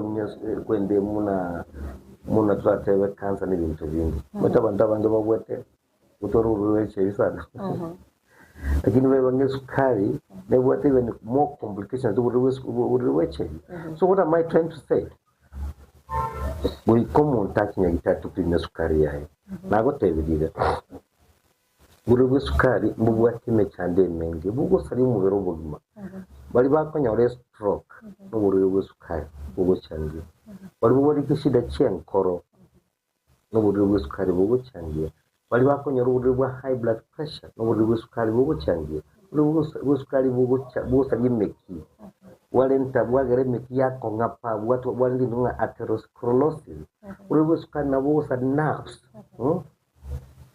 abagaka bali bavuga tuburi sukari bakunyara kuri mu mugonda mseli bacandike saidi kuri sukari bugusali kirege ntumubere we don't want to engosi yae gusarika kirege ntumubere figo yasarika so buri sukari bugata lot of complications kinyingi tutakwana tukure kwaroga abantu bakuna cyomaguru n'uburi sukari abantu bakuna cyomaguru ngekia ngagatwara kintu ikuru kunga gangrene okugorokoga ku wanyogorokogo ngorogori gwakwe ngendo anacho utwale what you call wet gangrene into what you call wet gangrene and dry gangrene n'abantu bali bakonya sigara ekiara gegoku lakini yani kia umakie ngebuga ati machi lakini wono buri sukari akoro ukuguru gotonya machi wantu wanachiri buri sukari na roho wantu bakama chu because yano banachiri maguru because buri sukari efigo goku wantu banga bakuru mumba ya India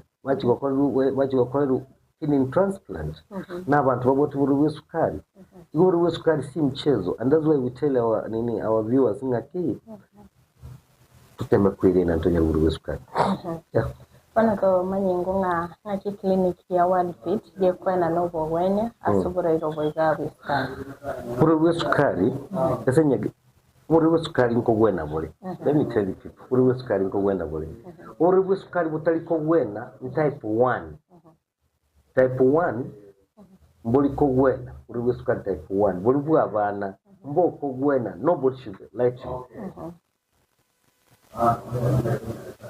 Buri sukari type 1 mboli ko gwena you be wasting your time. Unataka kungaina because na wale watu wako ngaina, we don't want. Unajua sisi ni madaktari na udaktari ukiangalia ethics ya udaktari ni kusema ukweli.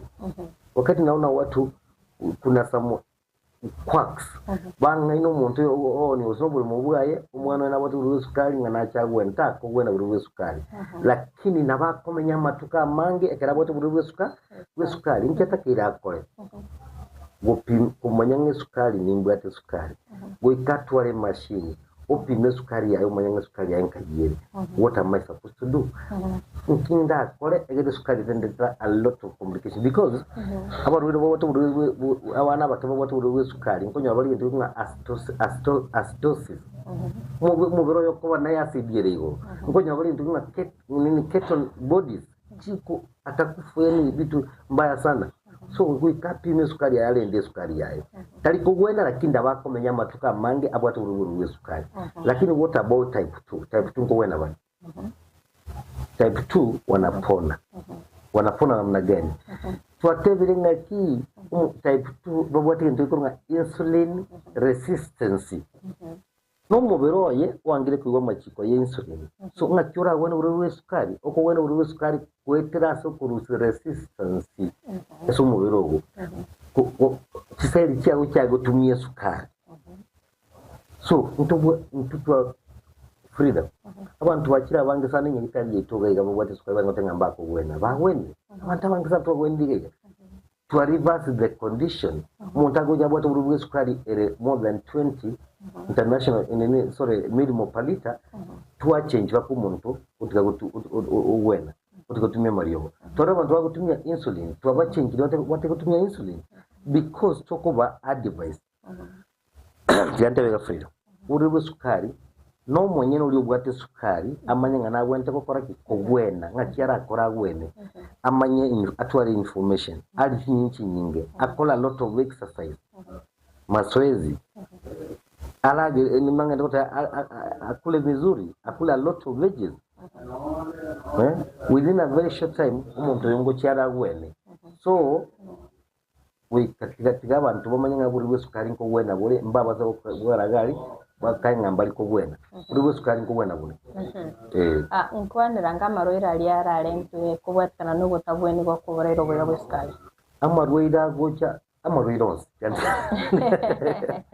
umaitu buri sukari Frida number 1 ibokolowa immunity obonyamasi iguburu sukari ndomo gukora una lower immunity ya mtu so you can imagine kama una kinga ya mwili unapata magonjwa yote watu wako wote pneumonia enyinge na watu wote buri sukari watu wote UTI urinary tract infection na watu wote buri sukari abantu bagutwara uri high blood pressure na watu wote buri sukari watu bagutwara stroke na watu wote buri sukari abantu bagutwara heart problems na watu wote sukari watu wote kidney issues na watu wote buri sukari abantu wote bwa chinguru chopole mamogondo na watu wote buri sukari so ntuja kuona marure ntokokora boils nini ekero nyamasi bwago bwa chirense nabokonyoro bururi bondi bwensi somobe nchera ki chiri mwanchu muri ye byara bakagwetanga kurasokanya ruborero bwo ngakyura akoreto nyaruburi sukari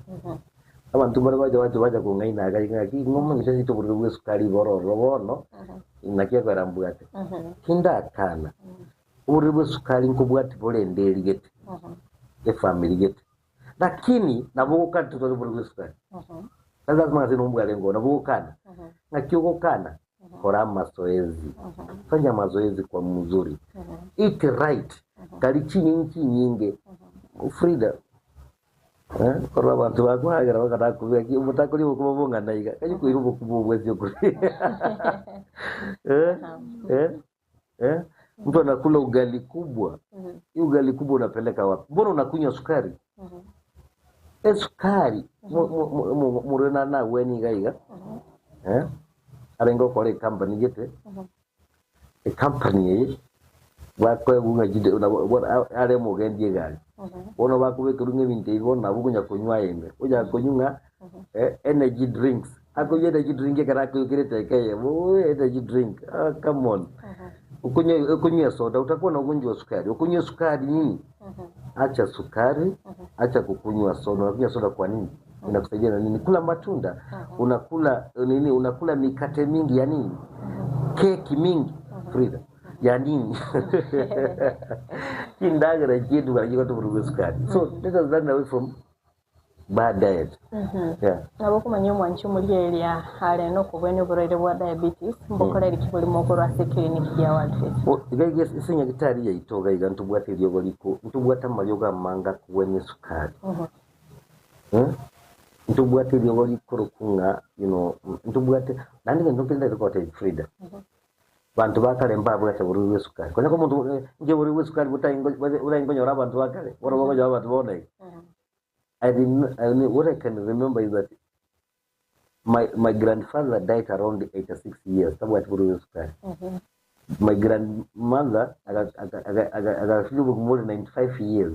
Another maternal grandmother as an about 95 years. But what will sukari? Umanye tege ntu kere very important that abantu manche bari very. Abantu bari bakali roboli bari indagre ya mugondo oboli boli mbubwati ntu nga chromium. Chromium is a mineral a connection sukari yago te kogende igosegende nsesa manyinga kayura rus chromium oko nyore ndagre ya mugondo noboli ekende kwende ni whole grains meal oboli oboli unakisaidia kumabwa maemba unakisaidia because you're getting a lot of chromium wewe chromium ya kwenye sukari hata sasa kwa ndiko segende ntubwata chromium gato konye ntubwata malyoga mange akomekshonge sukari ya gote ko gende igoro kubwa ntuburi sukari so onye kubotu buri sukari tari sinyakari yetu ya Walfit lakini geye sinyakari yetu ya Walfit tari buri sukari gato kubwa ni Frida ekero umuntu avuga ati burire bonde bose bwo kumusumbura no gwa tuburwe high blood pressure no gwa tuburwe sukari no gwa tuburwe arthritis no gwa tuburwe kurumomo gongo burire bonde bose bwo kugosumbura nicyo sinyakari yetu ya Walfit because ntubwa tumanya ntubwa dingira yoko konya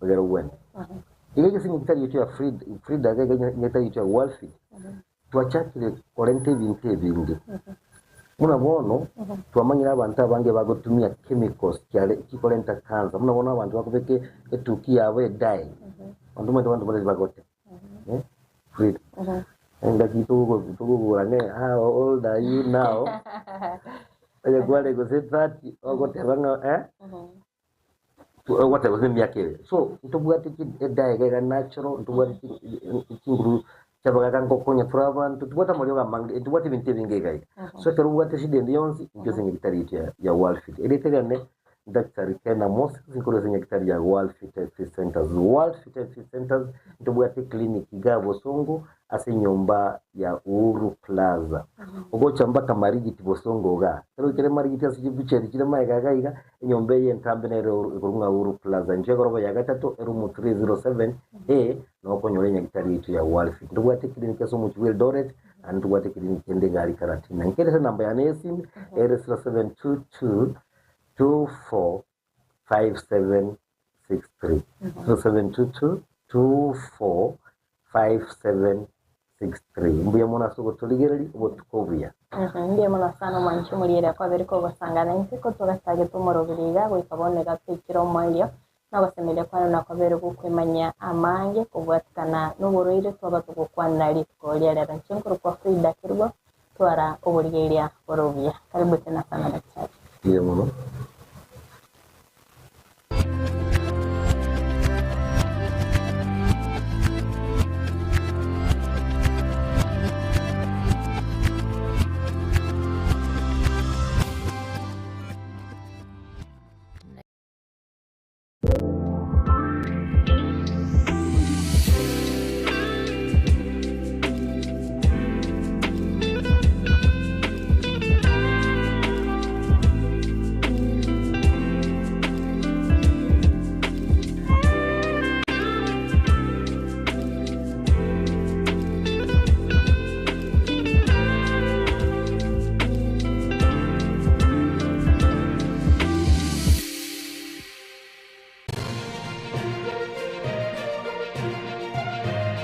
Eye Nensoko TV Oboroso Bumugusi.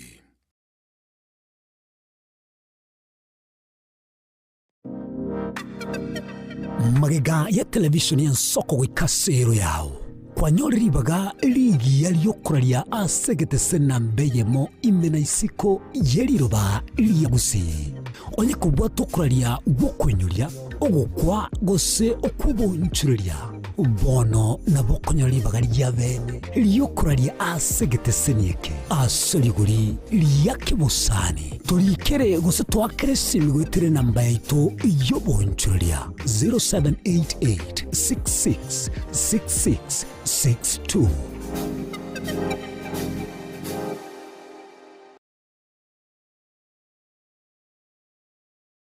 Onye kubwatari ibolyo obosemia gusekero kendi gyonsiguri emirobiri yaito y'Ensoko TV twakere simi ase namba 0788666663 gose turikere liuko lya email ensokotv.ke@gmail.com. Boigo nabugu tutarira service ite gutuka samagacho hazina towers egoroba ya gatanu narimo asumucyo munene o Nairobi. Ensoko TV oboroso w'umugusi.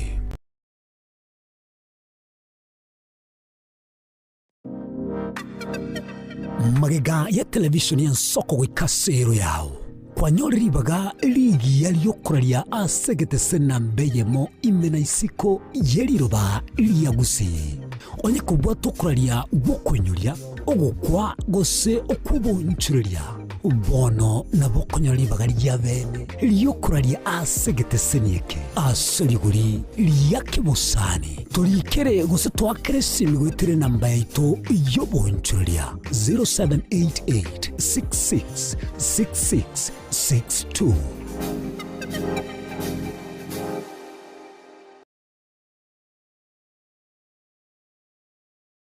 Mwancho murigeria bw'Ensoko TV bagakwana bagateba chisemi na lichikori bya orobebe egati ya bari babwate na bari batabwati ase bisaku au akene rure nche Clinton ndigi gwetera segeta seni kiago gi Ensoko TV gochiko komanya onsi eya maseyemo ali aenekiwe ali arobere gochia konekiwa ase sector yechisemi kuregase obugatagati bo mocho Nairobi abegochi county chonsi emerongene na isano nebere ase ense ya Kenya elioko ligia komanya na ria ya agendrete ase sector yechisemi.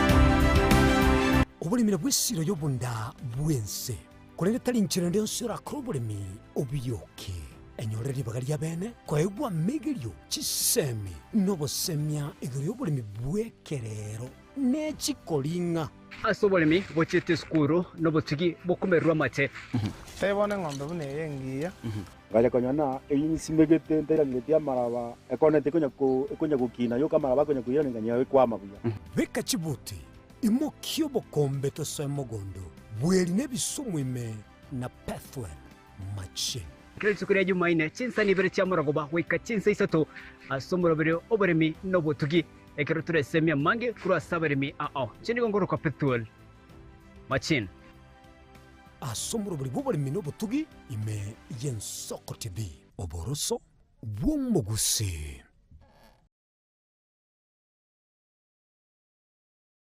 Uje Ongetai ale dunia walala ile redio ikaribiwa wanakijiji wakagoroka wakamua sasa kitakachozaliwa tutanyonyesha Raita watirana na inche kirari tukorie iki gochakira chinsa yenye chia butuko ukorentera chisenema morero Fei kukumbuka hiyo story akaona kuliko apige mwanajeshi mwenzake risasi walishambulia miti akilani walipiga miti risasi onye tuikerenetie toba na mechandende omoiroro no toke kirari tukorio mukubio gose Jumapili cheki kurushiwa mawe hapa kiteknoloji cheki ndio hiyo mawe inakuja we shalala alafu kuzungurutushwa sasa hapa kimasomo jibambe na Ensoko TV kwani rada ni ya DJ Fish wewe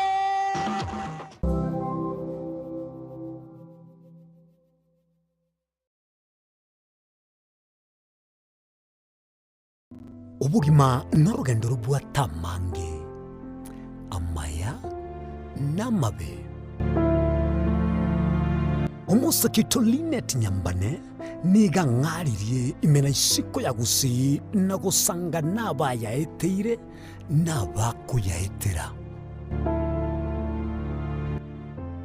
nchekera na ibole twe unango tebiwa ndabona ibole tukinde buya ngakina kinde buya ekera na chiko ke miaka sta ngachaka ngotefera po ngoira samagoro wani kamanya gutokanga na twali roba ona wachagete aya nime yo muroberyo bumwenori kirari tukule Jumatano chinsa ibiri chabutuko imeya Ensoko TV oboroso bumugusi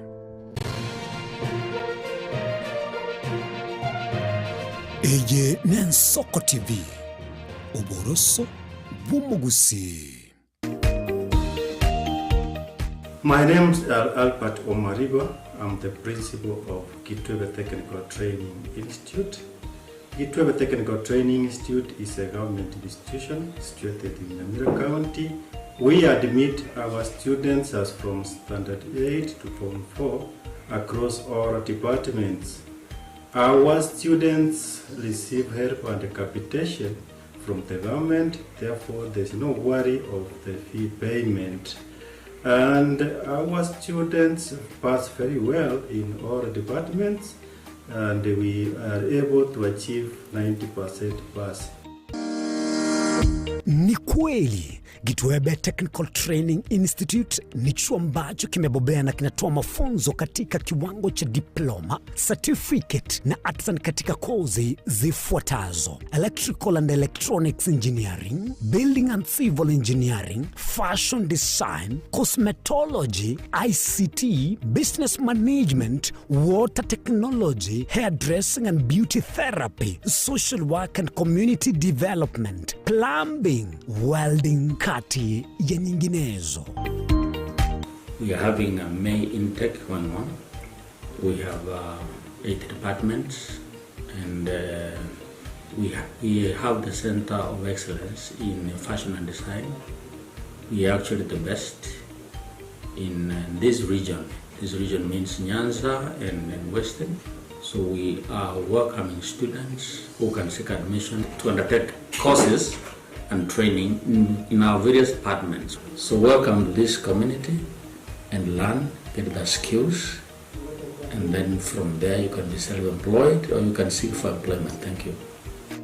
Vile tuna short courses za computer packages na German language. Kitwebe Technical Training Institute. Skills for self-reliance.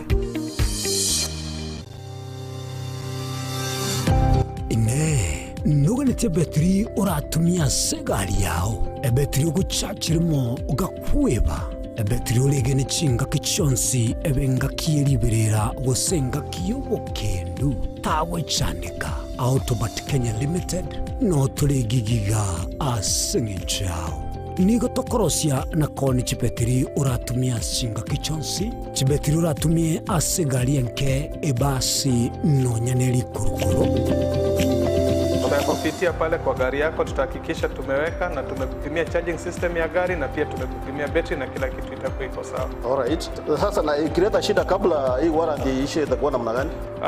Ikikusumbua kabla ya warranty utakuja, alafu tukishaiangalia tutakupatia battery ya kushikilia tukiendelea kuangalia yako.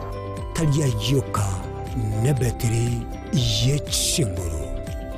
Battery ya Autobat ni battery ambayo ni spill proof, kumaanisha hiyo battery haimwagi acid ile ambayo iko ndani.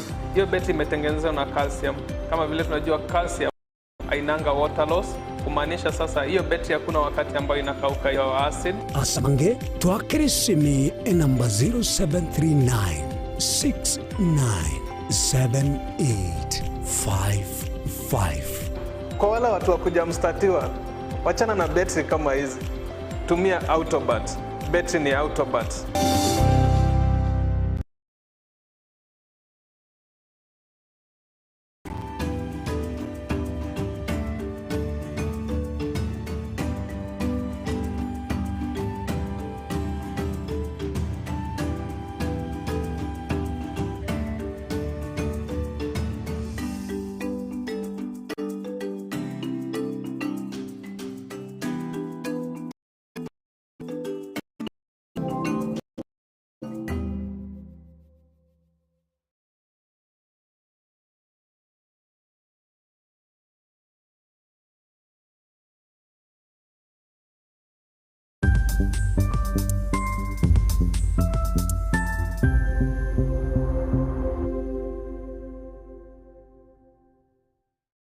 Mugusi omwancho murigeri ni garuete asensemo ya Busongo orogongo rwa Afrika agatara agasoa asense ya Kenya agasoa ase county ibere cia Gusii, Kisii na Nyamira na nene monese bitunu biri twanchete kurendo mugusi tachiete gotegera rororo obero gotara asense nkima na rero tugotore asensemo ya pipeline omwancho murigeri aso mugusi anyare ko bagasoa na gochaka kwerigeria asenchera ya bene kurwa iga pipeline omochi o Nairobi ntobeto koretera emegano ende yonsi ili okorekana etana ino mugusi na nene monense yonsi ya Kenya eye ne Nsoko TV ili etaliane ni Innocent Onyango.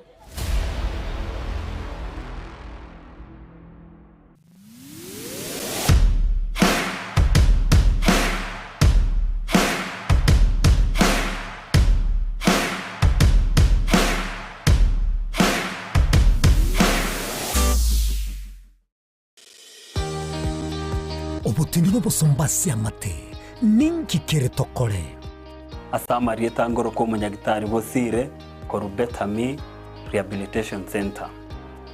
Betami Rehabilitation Center togotoka ase Gusii ensemo ya Gesonso na Nairobi ga ogoche ensemo ya Ungatarunga Xerian Road.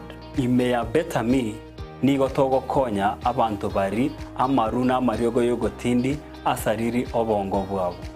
Togokonya abantu buna umwana funzi orenge kwende university ongere gotumia maruna mariogo yogotindi amosariri bono yaikireke wango guikarwali kwanya oroyo onde orenge kwende kanisa otigire onge akonywa mariogo yogotindi na amaru abasari erio twabaretaga Betami twabarwali erinde obugima bwabo bwirane gochaso obugima obi twakirisimi namba 0706380913.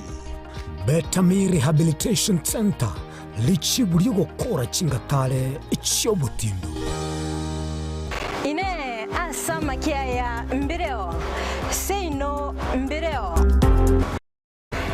amatuko amaega obugima bwakira litko bwomugusi ni gusirwa nobolemi likomera liburga lisamora byonsi asekerenga yokobeka ase ekiage ekemo ningi keire libaga likiage asenka yomugusi nobonchereria noborokia nobonyanyimbo gose nobwagachi somoroberio wikiage kyomugusi nobe gokumerana na inche Frida Kerbo kera litkoria ijuma chinsa ibere chamugoroba astogosanga nomugusi kurwa chingongo eliokumanya naki bakwenyorera engere yabo ya kera litko tomocha chinchira chito chigekoro nigo chirasoko goserwa konene gosiriwa ne chinchira chekerero ekira kikiagire Nsoko TV twachire guturigisa ku kyomugusi kurwa soko limera asendiba y'abanyandwariro oboroso bw'omugusi boigekirwe omugusi bono ne chinjira chiago goikaransanse na kubeke TV yao kwene kingangwe somi oregekoro kyomugusi wetero murobiryo bw'igekoro gyeito hasi tokomera nabaga kaba Samuelere naboigabange nabanyika Iligo kwanero ukwebo jia chindagira amasikani chinyangi nemejega ao yumugusi kera lituko ria ramisi chinsa ibere igoro ime TV yao na mbe Nsoko TV na Stephen Nyariki Mbunde tolende ekimira eye Nsoko TV oboroso bw'omugusi Yekoro yeito ime Nsoko Nsoko Yekoro yeito ime Nsoko Nsoko kibengia ya jirengu manga bunalero Nsoko Kera kama tingatara Naiketaoni ya nyamira na rena shauri sangwe Ngararombo ijana Murigeri bwa Nsoko TV oyo no moroberio gwokongoria mareko na inje mwana mboka Edwin Yang'au turabe tukumira na kira litukurie iki guchakira chinsa 10 cha mogoroba wikenseyemo ya butuko kugwakorire mirimo yawo yerituko kwabokire orosete uikaransitero ya ubwe andajita sekerugo orambulete mirondo kunyagusibero ngori na hali ya screen ni chingero chikoletwa na mwanambuka Edwin Yang'au ano to konyora chingero chionsi echiegita na chobenga kwa nubukano echiembegetere ndo songengo to ameriria Bakalia omotoja kabwatwa ole bakalia omotoja kabwatwa amatukemero ngena gaika kabwatwa mirna nabaribe chinguru Erikwe manyabo na wataka kuruchitananya chinse Frida Kerubo Innocent Onyango Clinton Ondigi